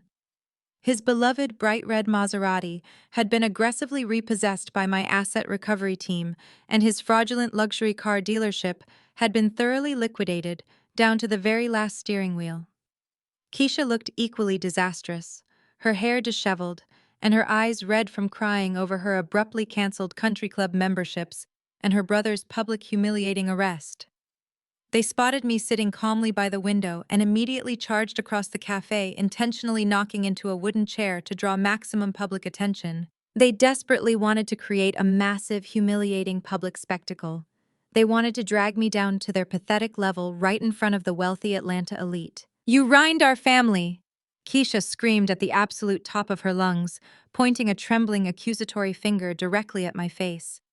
The entire cafe immediately fell completely silent. Wealthy patrons lowered their expensive coffee cups, turning their heads to watch the sudden explosive drama unfolding. "We know exactly what you did to Darius last night. You intentionally hid your massive wealth while watching us struggle to survive. You secretly hoarded billions of dollars while pretending to be a poor, pathetic little bookkeeper. You owe us half of your wealth because we generously took care of you when you were absolutely nothing. We gave you a family when you were just a nobody. Terence slammed his heavy hands aggressively onto my small marble table, causing my espresso cup to rattle loudly against the matching saucer.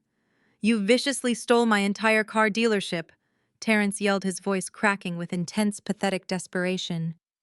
You illegally called in my commercial loans and sent those massive tow trucks to humiliate me in my own neighborhood. Darius is going to sue you for everything you own, Zuri. We are going to publicly expose you to the media as a greedy, manipulative monster who ruthlessly destroys black businesses just for sport. You are going to write us a massive settlement check right now, or we will not leave this building. I did not flinch. I did not raise my voice to match their hysterical, deeply embarrassing public screaming. I remained perfectly seated, my posture displaying absolute, unwavering dominance. I slowly locked my cold, calculating eyes onto Keisha's furious face, completely stripping away any remaining trace of the submissive, quiet sister-in-law she thought she knew.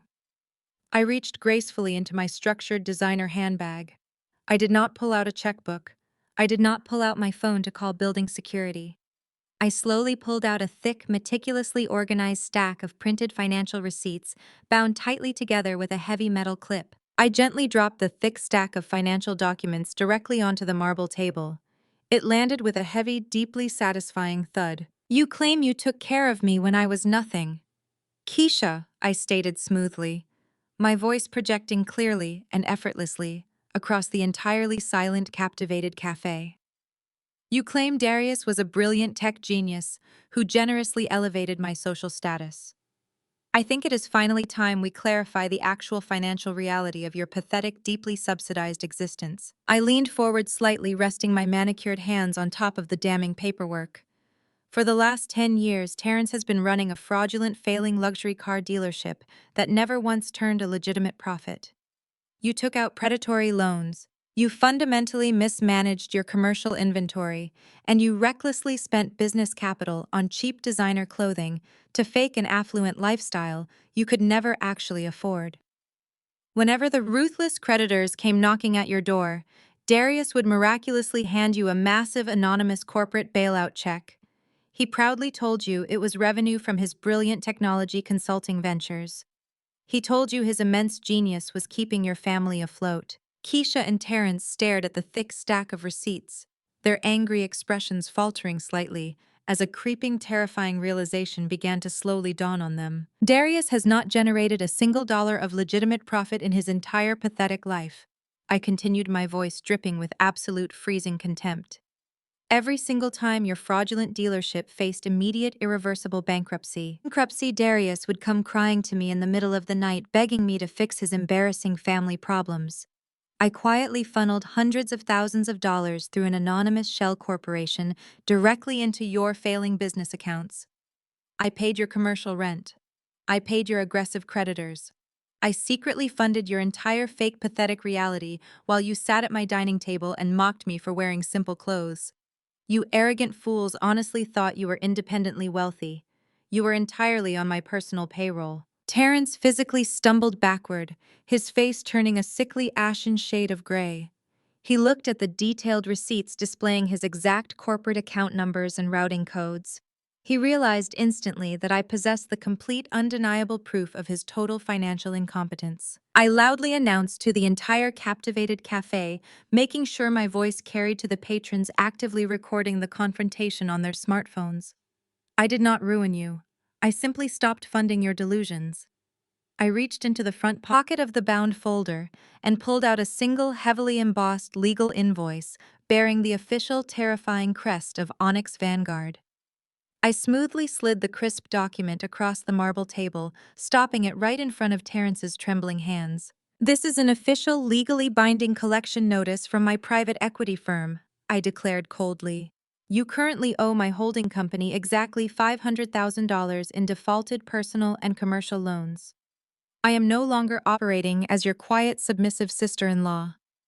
I am now operating exclusively as your primary corporate creditor. This massive debt is payable in full within exactly 30 days. If you fail to deliver the entire balance, I will personally ensure the local authorities investigate your dealership for severe tax evasion and gross financial fraud. I will ensure you spend the next decade sharing a tiny concrete cell with my soon-to-be ex-husband." Keisha's knees completely buckled beneath her. She collapsed heavily into a nearby wooden chair, burying her face in her hands and sobbing hysterically. The loud, arrogant woman who had ruthlessly mocked me at my anniversary dinner was entirely gone, replaced by a broken, destitute shell, facing absolute financial ruin. Terrence could not even speak. He stared blankly at the massive collection, noticed tears of pure, unadulterated devastation streaming rapidly down his humiliated face.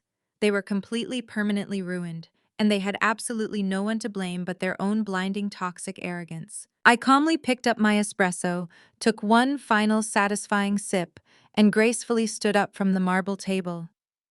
I did not spare them another single glance as I walked proudly out of the cafe, leaving them weeping pathetically in front of the judging, whispering Atlanta elite. The secondary targets had been flawlessly eliminated. The battlefield was completely clear.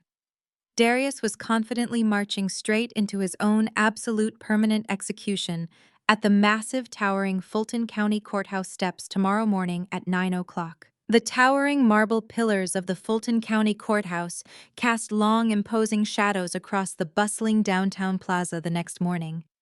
At exactly 9 o'clock, I stepped out of my chauffeur-driven vehicle wearing a meticulously tailored sapphire blue suit that commanded absolute authority. The humid Atlanta air felt charged with electric anticipation. Today was the final divorce and asset settlement hearing. I walked through the heavy security doors with perfect posture, fully prepared to deliver the final lethal blow to a man who had spent a decade treating me like an invisible stepping stone. I entered the expansive wood-paneled courtroom and took my seat at the polished defendant table. I did not have to wait long before the heavy double doors at the back of the room aggressively swung open. Darius strutted down the center aisle, gripping a battered leather briefcase. He looked completely manic.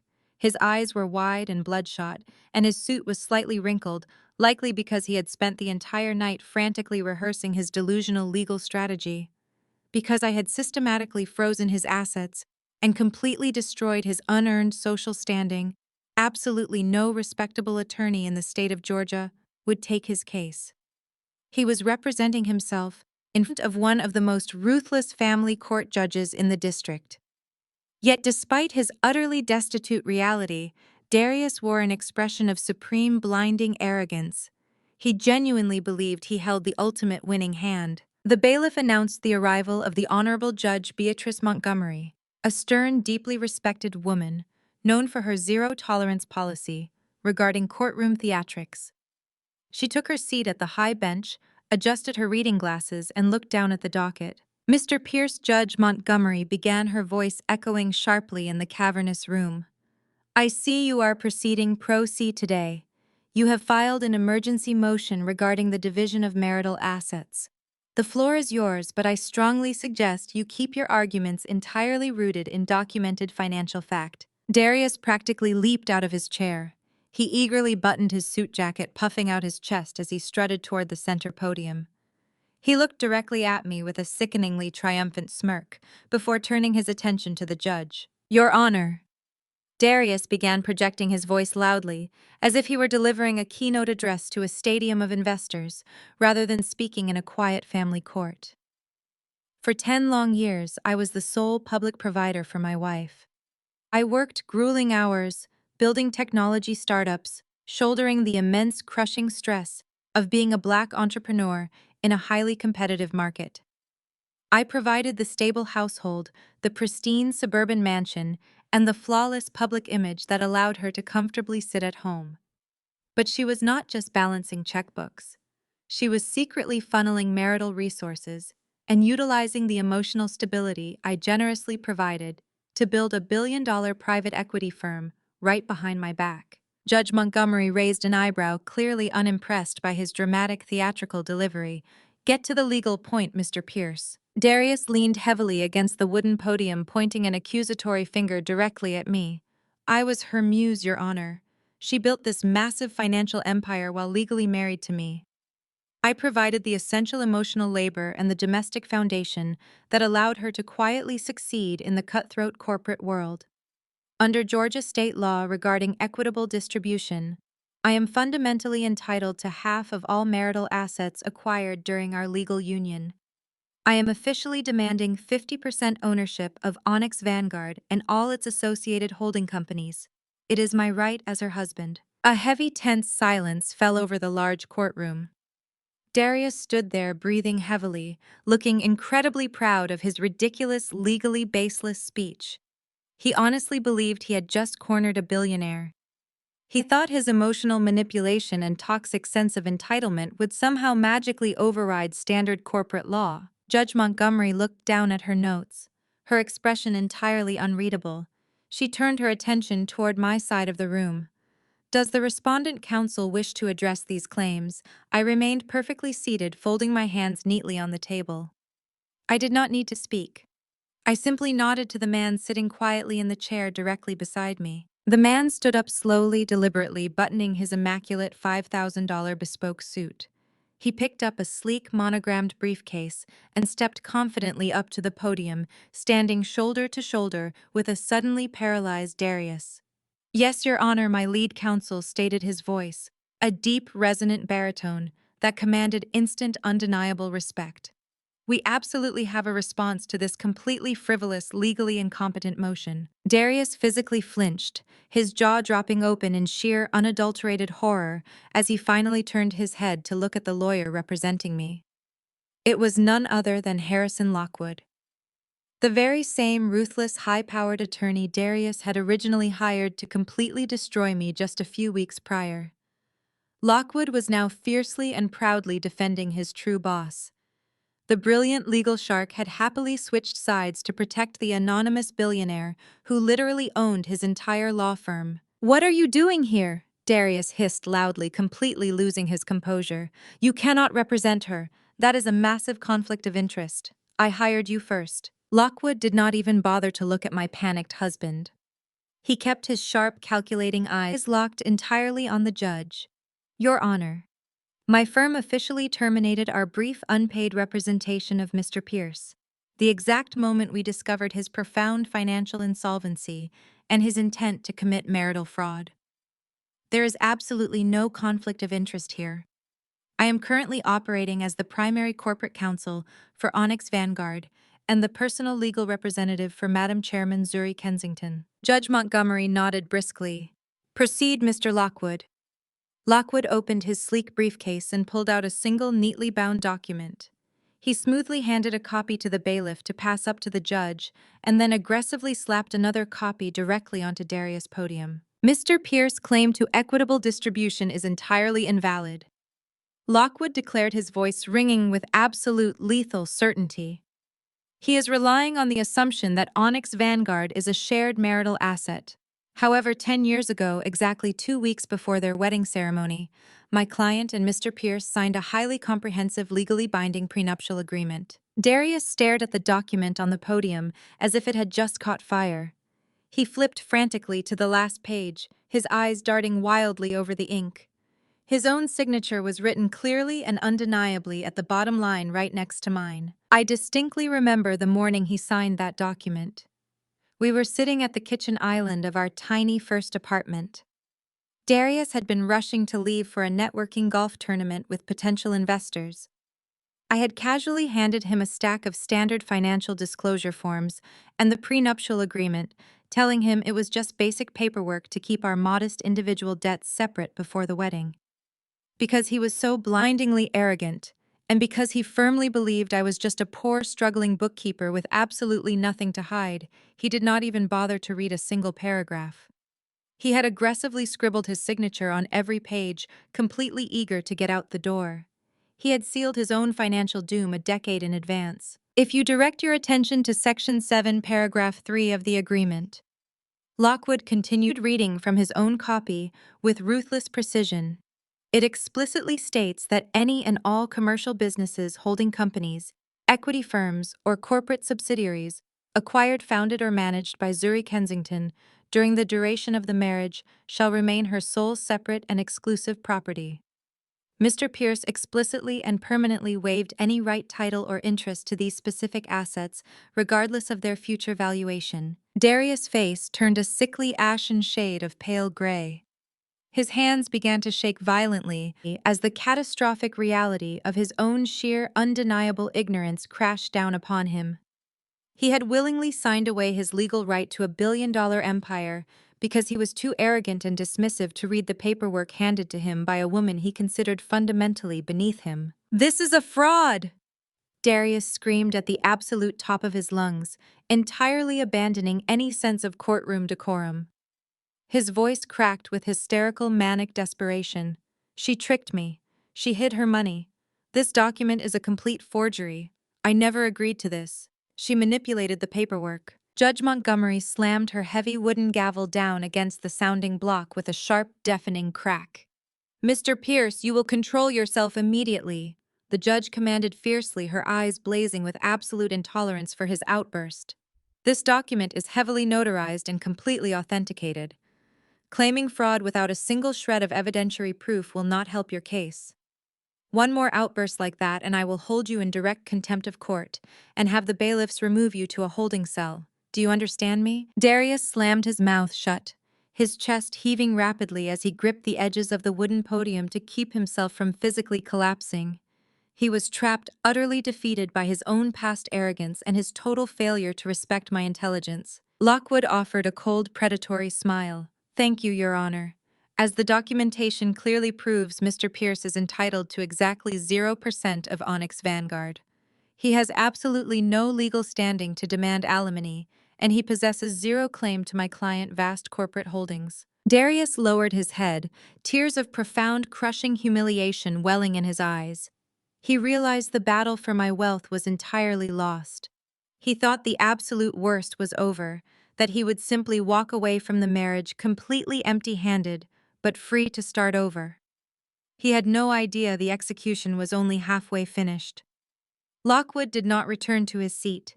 He remained standing at the podium, his posture shifting from defensive to aggressively offensive. "Your Honor," Lockwood announced, his voice dropping into a deadly, chilling register. "While we have definitively established that Mr. Pierce has no claim to my client assets, we are not quite finished here today. We have one final urgent motion to submit to the court regarding the extensive, highly fraudulent financial debt deliberately accumulated by Mr. Pierce during the final months of this marriage." Darius snapped his head up, his eyes widening in pure, unadulterated terror. He looked desperately at me, sitting calmly at the defense table. I offered him a slow, freezing smile. The shield protecting my assets had successfully held. It was time to unleash the financial sword. I stood up slowly from the polished mahogany defense table, feeling the heavy, expectant silence of the massive courtroom settle entirely around me. I smoothed the pristine fabric of my sapphire blue suit, keeping my posture impeccably straight and my expression completely devoid of any sympathetic emotion. I looked directly at Judge Montgomery, who was peering down from the high bench with sharp, calculating eyes. "Your Honor," I stated clearly, my voice projecting with calm, absolute authority across the room. "I respectfully request permission to address the court directly regarding this specific motion." Judge Montgomery nodded briskly, gesturing with her pen. "You may proceed, Madam Chairman." Lockwood respectfully took a step back from the center podium, yielding the floor entirely to me. I walked forward, stopping just inches away from where Darius was currently clutching the wooden railing for physical support. I could actually hear his shallow, erratic breathing. He looked like a trapped animal finally realizing the walls of the cage had completely closed in. I did not look at him. I kept my gaze locked firmly on the judge. For the past 10 years, I began my voice echoing relentlessly in the quiet courtroom. I played the role of the quiet, submissive wife. I handled the domestic duties, I managed our modest public finances, and I allowed my husband to project an image of supreme success to the outside world. I did this because I fundamentally believed in supporting my partner. However, Mr. Pierce interpreted my silent support as profound stupidity. He genuinely believed I was nothing more than a basic, uneducated bookkeeper who lacked the cognitive capacity to track his highly reckless financial behavior. I turned slightly, locking my cold eyes onto Darius' sweating, terrified face. Over the last 6 months, I continued smoothly. My husband engaged in a systematic, highly aggressive campaign of marital financial abuse. He believed he had successfully secured a $10 million venture capital investment for his failing technology startup.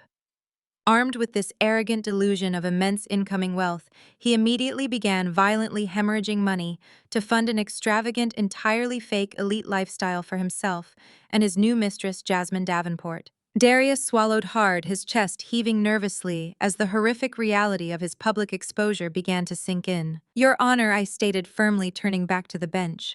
"Mr. Pierce did not just spend his own non-existent money.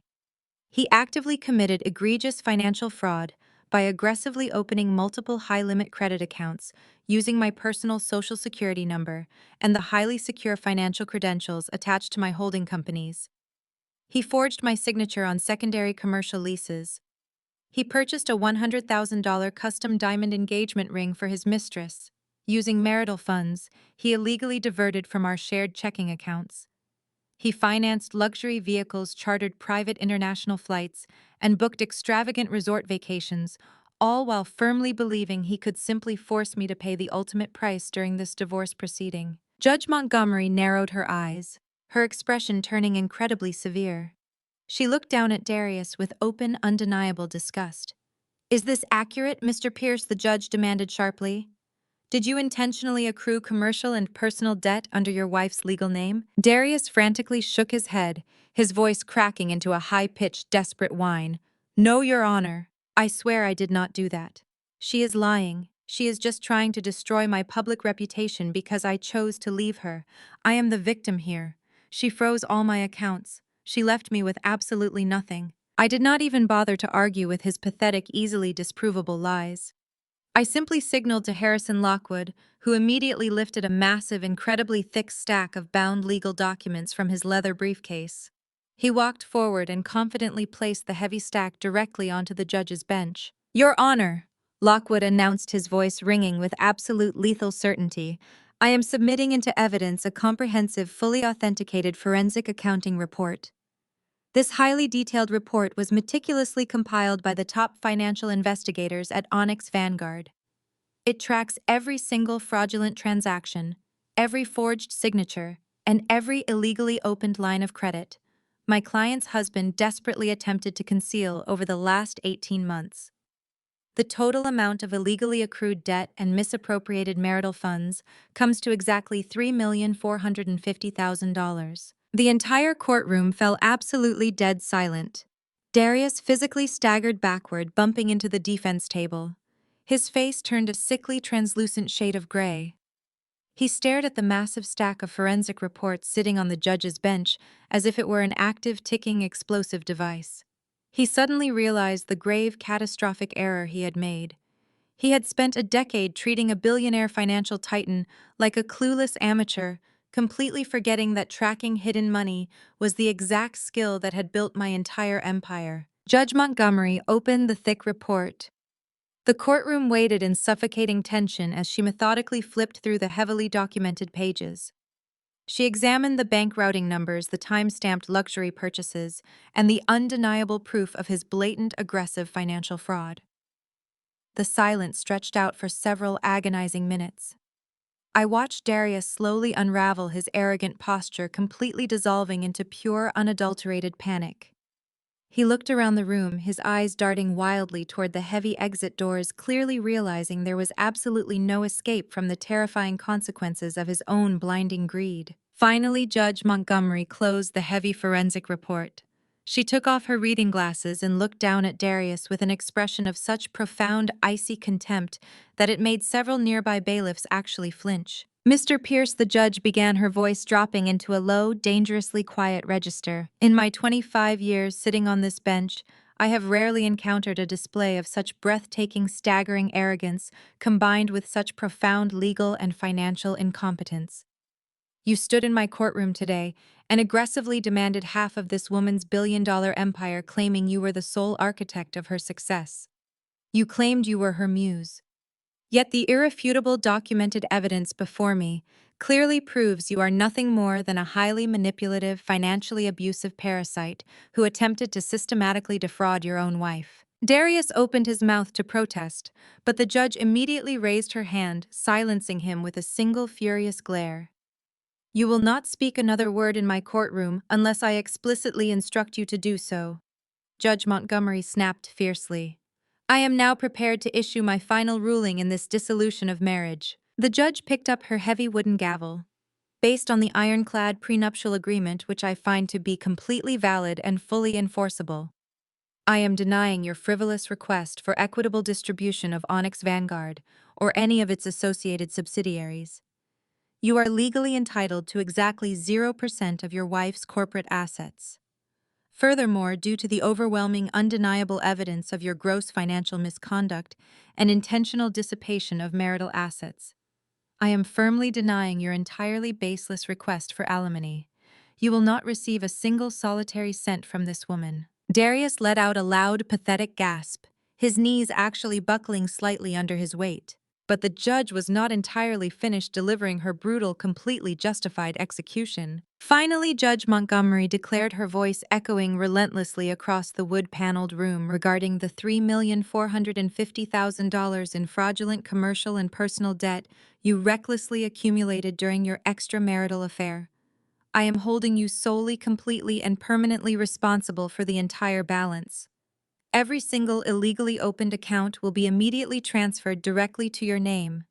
You will repay the misappropriated funds in full. Furthermore, I am instructing the court clerk to forward this entire forensic accounting report directly to the Fulton County District Attorney's Office, with my personal recommendation that they strongly consider bringing formal criminal fraud charges against you for your highly illegal financial actions. The judge slammed her heavy gavel down against the sounding block with a sharp, deafening crack that signaled the absolute permanent end of Darius's fake elite reality. This divorce is officially finalized. Court is adjourned. The reality of his total, catastrophic destruction finally crashed down heavily upon him. Darius dropped forcefully to his knees, right there on the hard, polished courtroom floor. He completely abandoned any remaining shred of his pride, his dignity, or his arrogant corporate facade. He openly wept, loud, embarrassing, ugly sobs echoing through the large room as the reality of his massive, inescapable debt and potential prison sentence settled over him. "Zuri, please!" Darius screamed hysterically, aggressively, crawling toward me across the floor and desperately grabbing the crisp hem of my tailored blue trousers. "Zuri, I am begging you. You cannot do this to me. I will go to prison. I will be ruined forever. I am your husband. I loved you. I made a terrible, terrible mistake. Please just pay the debt for me. You have billions. It is nothing to you. Please have mercy on me." I stood perfectly still, looking down at the broken, pathetic man sobbing aggressively at my expensive shoes. I felt absolutely nothing. No pity, no lingering affection, no remorse. Just the cold, incredibly satisfying clarity of absolute, uncompromising justice. I slowly reached down and firmly peeled his trembling, sweaty fingers off the pristine fabric of my suit. I took a deliberate step back, forcing him to look up into my completely unapologetic face. "You did not make a mistake, Darius," I stated coldly, my voice dripping with icy, undeniable finality. "A mistake is forgetting to pay a utility bill. You engaged in a calculated, deliberate, years-long campaign of financial abuse and emotional manipulation. You made a choice. You actively chose to betray me. You chose to humiliate me. You chose to try and destroy my life so you could fund a fake, pathetic illusion of wealth with your entitled mistress. And now you get to live the exact life you always arrogantly told me I deserved." I turned my back on his loud, hysterical sobbing. I did not look at him again. I walked proudly and confidently down the center aisle of the massive courtroom, my heels clicking a steady, victorious rhythm against the marble floor. I pushed open the heavy double doors and stepped out of the courtroom, completely leaving the ruined, bankrupt, and utterly destroyed remnants of my toxic past permanently behind me. I pushed open the heavy brass doors of the Fulton County Courthouse and stepped out into the blinding glare of the Georgia afternoon sun. The moment my expensive sapphire blue suit crossed the threshold, the plaza completely erupted. A massive sea of flashing camera lenses, aggressive microphones, and shouting reporters instantly surged forward. The highly sensational story of the hidden billionaire wife who ruthlessly dismantled her cheating social climbing husband had leaked to the press during the explosive courtroom proceedings.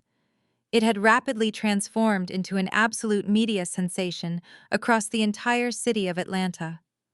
Local news anchors were broadcasting live from the courthouse steps. Financial journalists from national networks were desperately fighting for a clear position near the barricades. The atmosphere was incredibly electric, buzzing with the rare intoxicating thrill of witnessing absolute unadulterated justice delivered in real time. My elite security detail immediately formed a tight protective perimeter around me, expertly holding back the surging crowd of journalists. Reporters aggressively shouted a chaotic barrage of questions over each other, desperately vying for my immediate attention. "Madam Chairman, how long did you hide your billionaire status from your husband?" "Ms. Kensington, is it true you completely liquidated his technology startup last night?" "Zuri, what is your official response to the massive fraud allegations against Darius Pierce?" I did not flinch or shy away from the intense media scrutiny. For 10 long years, I had deliberately hidden in the dark shadows of my own home, actively suppressing my incredible success to protect the fragile ego of a deeply insecure man. I was never going to hide myself again. I stood proudly at the top of the courthouse steps, projecting an aura of completely untouchable power and profound grace. I raised my hand slightly, signaling to the eager press that I was fully prepared to make a formal statement.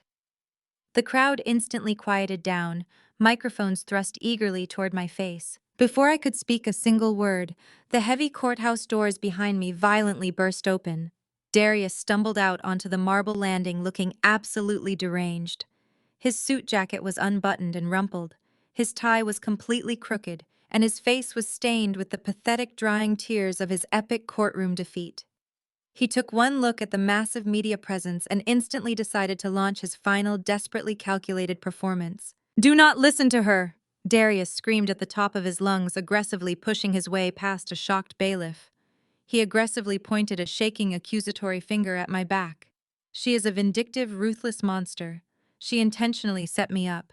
She deliberately hid her vast wealth to entrap me in a fake marriage." The cameras immediately pivoted to capture his unhinged public meltdown. Darius saw the bright red recording lights and fully leaned into his pathetic victim narrative, hoping to garner sympathy from the digital audience. He desperately needed to control the narrative before the truth completely destroyed any remaining chance he had at a future career. "She is actively trying to destroy a successful black man," Darius yelled, his voice cracking with manufactured theatrical agony. "I gave her the best years of my life. I elevated her social status. I brought her into the elite circles of this city. And how does she repay me? By freezing my accounts, stealing my technology company, and legally framing me for massive corporate debt. She hates to see a strong black man succeed independently. She is a ruthless predator who manipulates the legal system to crush anyone who dares to outshine her. She ruined my entire life because she is insanely jealous of my ambition." He stood there on the steps, his chest heaving rapidly, desperately hoping his ridiculous, entirely fabricated narrative would stick. He genuinely believed that if he shouted loud enough, society would naturally default to protecting his bruised masculinity. He thought he could publicly shame me into backing down and handing over my wealth. I did not turn around to face him. I did not engage in a public embarrassing screaming match with a bankrupt fraud. I simply looked directly into the lens of the primary news camera stationed in front of me. I offered a calm, fiercely intelligent, and completely devastating smile. "Ladies and gentlemen of the press," I announced, my voice slicing effortlessly through the humid air with crystal clear authority. Today, the family court system delivered a swift, undeniable verdict regarding a severe, deeply documented case of prolonged financial abuse. Justice was absolutely served, and a highly toxic chapter of my life has been permanently closed. However, personal victory is entirely insufficient if it does not actively translate into broader community empowerment. The reporters leaned in closer, totally captivated by my absolute composure in the stark face of my ex-husband's screaming tantrum. Financial abuse is a silent, terrifying epidemic that traps countless brilliant women in highly toxic, destructive situations. I continued smoothly, my tone measured and precise. For years, I quietly allowed my own immense potential to be systematically diminished by a man who falsely believed his fragile ego was vastly more important than my mental and financial well-being. I survived that severe abuse because I secretly possessed the capital and the vast corporate resources to execute a flawless, aggressive corporate defense. But I know with absolute certainty that thousands of intelligent, capable women in this city do not have that exact same luxury. They are trapped by manipulative partners who weaponize money to secure absolute domestic control. Darius scoffed loudly behind me. "Stop lying to the press," he yelled desperately. "You are not a victim. You are a billionaire bully." I completely ignored his pathetic dying voice. Therefore, I am immensely proud to announce a brand new massive philanthropic initiative operating directly under the umbrella of Onyx Vanguard. I declared loudly, ensuring every single microphone captured the monumental announcement. As of this exact moment, I am personally launching a $50 million venture capital fund dedicated entirely and exclusively to financing, supporting, and elevating minority women entrepreneurs residing here in Atlanta. A collective gasp of sheer shock and profound awe rippled rapidly through the dense crowd of journalists and gathered onlookers.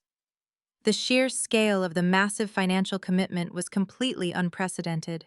This $50 million fund will provide immediate zero-interest seed capital, top-tier legal representation, and elite business mentorship to brilliant Black women who have successfully survived financial abuse and are now fully ready to build their own corporate empires, I stated with absolute unwavering conviction.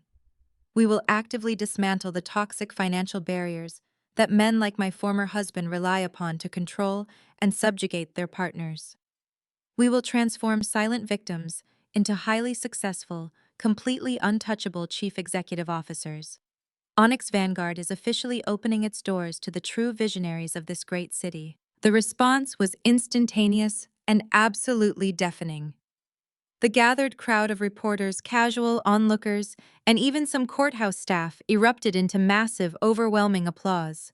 People began cheering loudly, completely electrified by the sheer magnitude of the $50 million pledge and the powerful, empowering message behind it. The public instantly adored the triumphant narrative. I was no longer just the hidden billionaire wife who crushed a cheating husband in a messy divorce proceeding. I was now a prominent, deeply respected local hero actively redistributing vast wealth to directly uplift the vulnerable women of Atlanta. I had effortlessly turned a personal betrayal into a monumental community victory. Darius stood completely frozen on the courthouse steps. His mouth hung wide open in silent, horrified disbelief. His pathetic, desperate attempt to publicly label me as a monster had spectacularly backfired. I had just used his unhinged public attack as the perfect launching pad for a massive philanthropic campaign that permanently solidified my flawless public reputation. He had handed me the exact platform I needed to secure my lasting legacy. He looked incredibly small, deeply pathetic, and utterly permanently irrelevant. He tried to shout something else, desperately trying to reclaim the lost media attention, but his weak, cracking voice was completely drowned out by the thunderous, continuous cheering of the adoring crowd. He was no longer a prominent tech chief executive officer. He was no longer a respected member of the social elite. He was just a noisy, bankrupt nuisance blocking the courthouse stairs, entirely stripped of his false grandeur. My lead security officer smoothly stepped forward, placing a massive, unyielding hand firmly against Darius' chest. "Move along, sir," the security officer commanded coldly, forcefully pushing the ruined man out of the camera frame entirely. "You are actively blocking the designated VIP exit route. Please vacate the premises immediately before we notify the local authorities of your disruptive behavior." I did not spare Darius another single glance. I gracefully descended the remaining marble stairs, perfectly flanked by my dedicated security team. The large crowd eagerly parted, allowing me a clear, unobstructed path directly to my waiting chauffeur-driven Maybach. The heavy armored door was respectfully held open for me.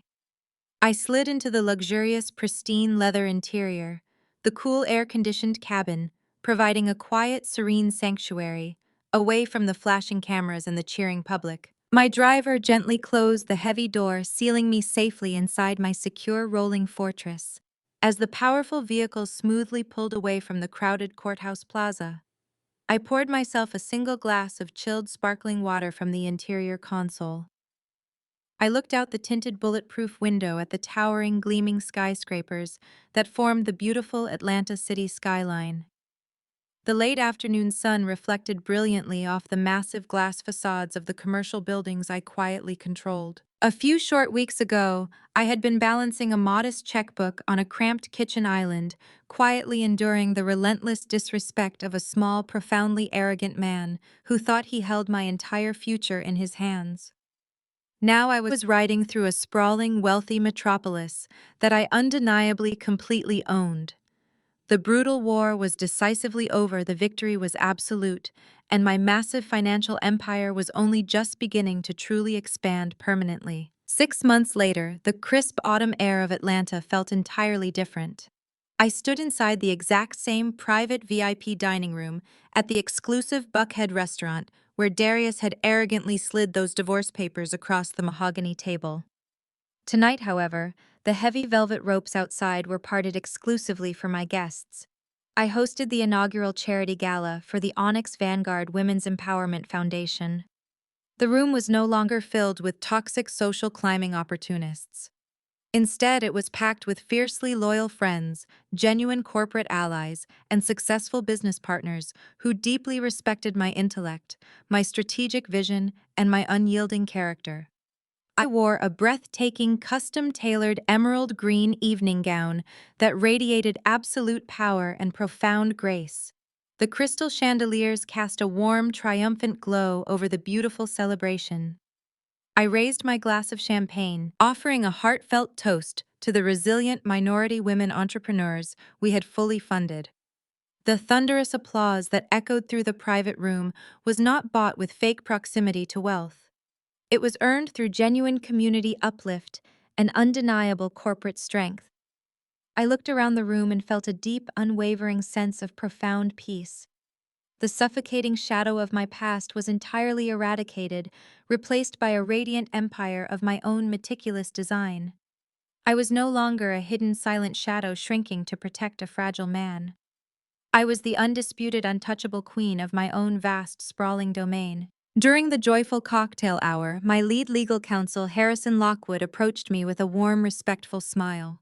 He smoothly handed me a finalized folder containing the last remaining legal settlements from the spectacular fallout of my former family. Through his satisfying exposition, I learned how the mighty had completely fallen. Keisha and Terrence were utterly decimated. Without my secret bailouts, Terrence's fraudulent car dealership had been liquidated by federal bankruptcy courts. Their heavily mortgaged mansion was aggressively foreclosed upon. Today, the two arrogant snobs who had once mocked my modest clothing were working grueling double shifts at a greasy fast food chain located right on the outskirts of the city. They spent their miserable days wearing cheap uniforms and scrubbing deep fryers just to slowly pay off the massive mountain of default judgments they had recklessly accumulated. They had demanded I surrender my wealth to them, and now they were painfully begging irate customers for loose spare change at a drive-through window. The devastating legal updates regarding the Davenport family were equally exceptionally satisfying. Jasmine Davenport sat under strict house arrest, anxiously awaiting her highly publicized criminal trial for corporate espionage, grand larceny, and felony blackmail. She had lost her massive social media following, lucrative brand deals, and precious elite status. She was permanently confined to a small, heavily monitored apartment, entirely cut off from the glamorous world she once ruled. The catastrophic scandal surrounding her unhinged viral arrest sent severe shockwaves through her father's real estate empire. Terrified shareholders and panicked corporate board members had ruthlessly forced Calvin Davenport to step down as the chief executive officer of his own generational company to desperately avoid a total stock market collapse. The ruthless mogul who threatened to erase my existence was now a disgraced, powerless liability, completely stripped of his absolute authority. I took a slow, highly satisfying sip of my cold champagne. The universe had a brilliantly poetic way of aggressively balancing the scales of justice when you possess the courage and the capital to finally force the issue. Shortly after midnight, I gracefully bid farewell to my esteemed guests and walked out through the grand brass doors of the upscale restaurant. My dedicated security team smoothly escorted me directly to the back of my waiting chauffeur-driven Maybach. I slid into the pristine, ultra-luxurious leather interior, kicking off my designer heels and letting out a long, contented sigh. The heavy armored door closed softly, sealing me inside my secure rolling sanctuary. As my powerful vehicle glided smoothly down the illuminated downtown streets, I poured myself one final glass of chilled, sparkling champagne from the interior console. The sleek car eventually rolled to a smooth, quiet stop at a long red light on the edge of the financial district. I casually glanced out the tinted bulletproof window to observe the quiet city nightlife. Directly across the dark, empty street was a grimy, harshly lit 24-hour discount car wash. Working, the grueling graveyard shift, under the flickering, harsh fluorescent lights, was a man wearing a soaked, incredibly dirty gray uniform. He was currently crouched low on the wet, filthy concrete, aggressively scrubbing the muddy rims of a passing luxury car with a cheap, heavily worn sponge. It was Darius. The man who had arrogantly demanded half of my billion-dollar empire was now doing manual labor in the freezing night just to survive. The luxury vehicle he was cleaning was exactly the kind of expensive high-end car he would absolutely never be able to afford again. As if sensing my heavy, unwavering gaze, Darius slowly stopped scrubbing the dirty tires. He lifted his exhausted, defeated head and looked directly across the dark street.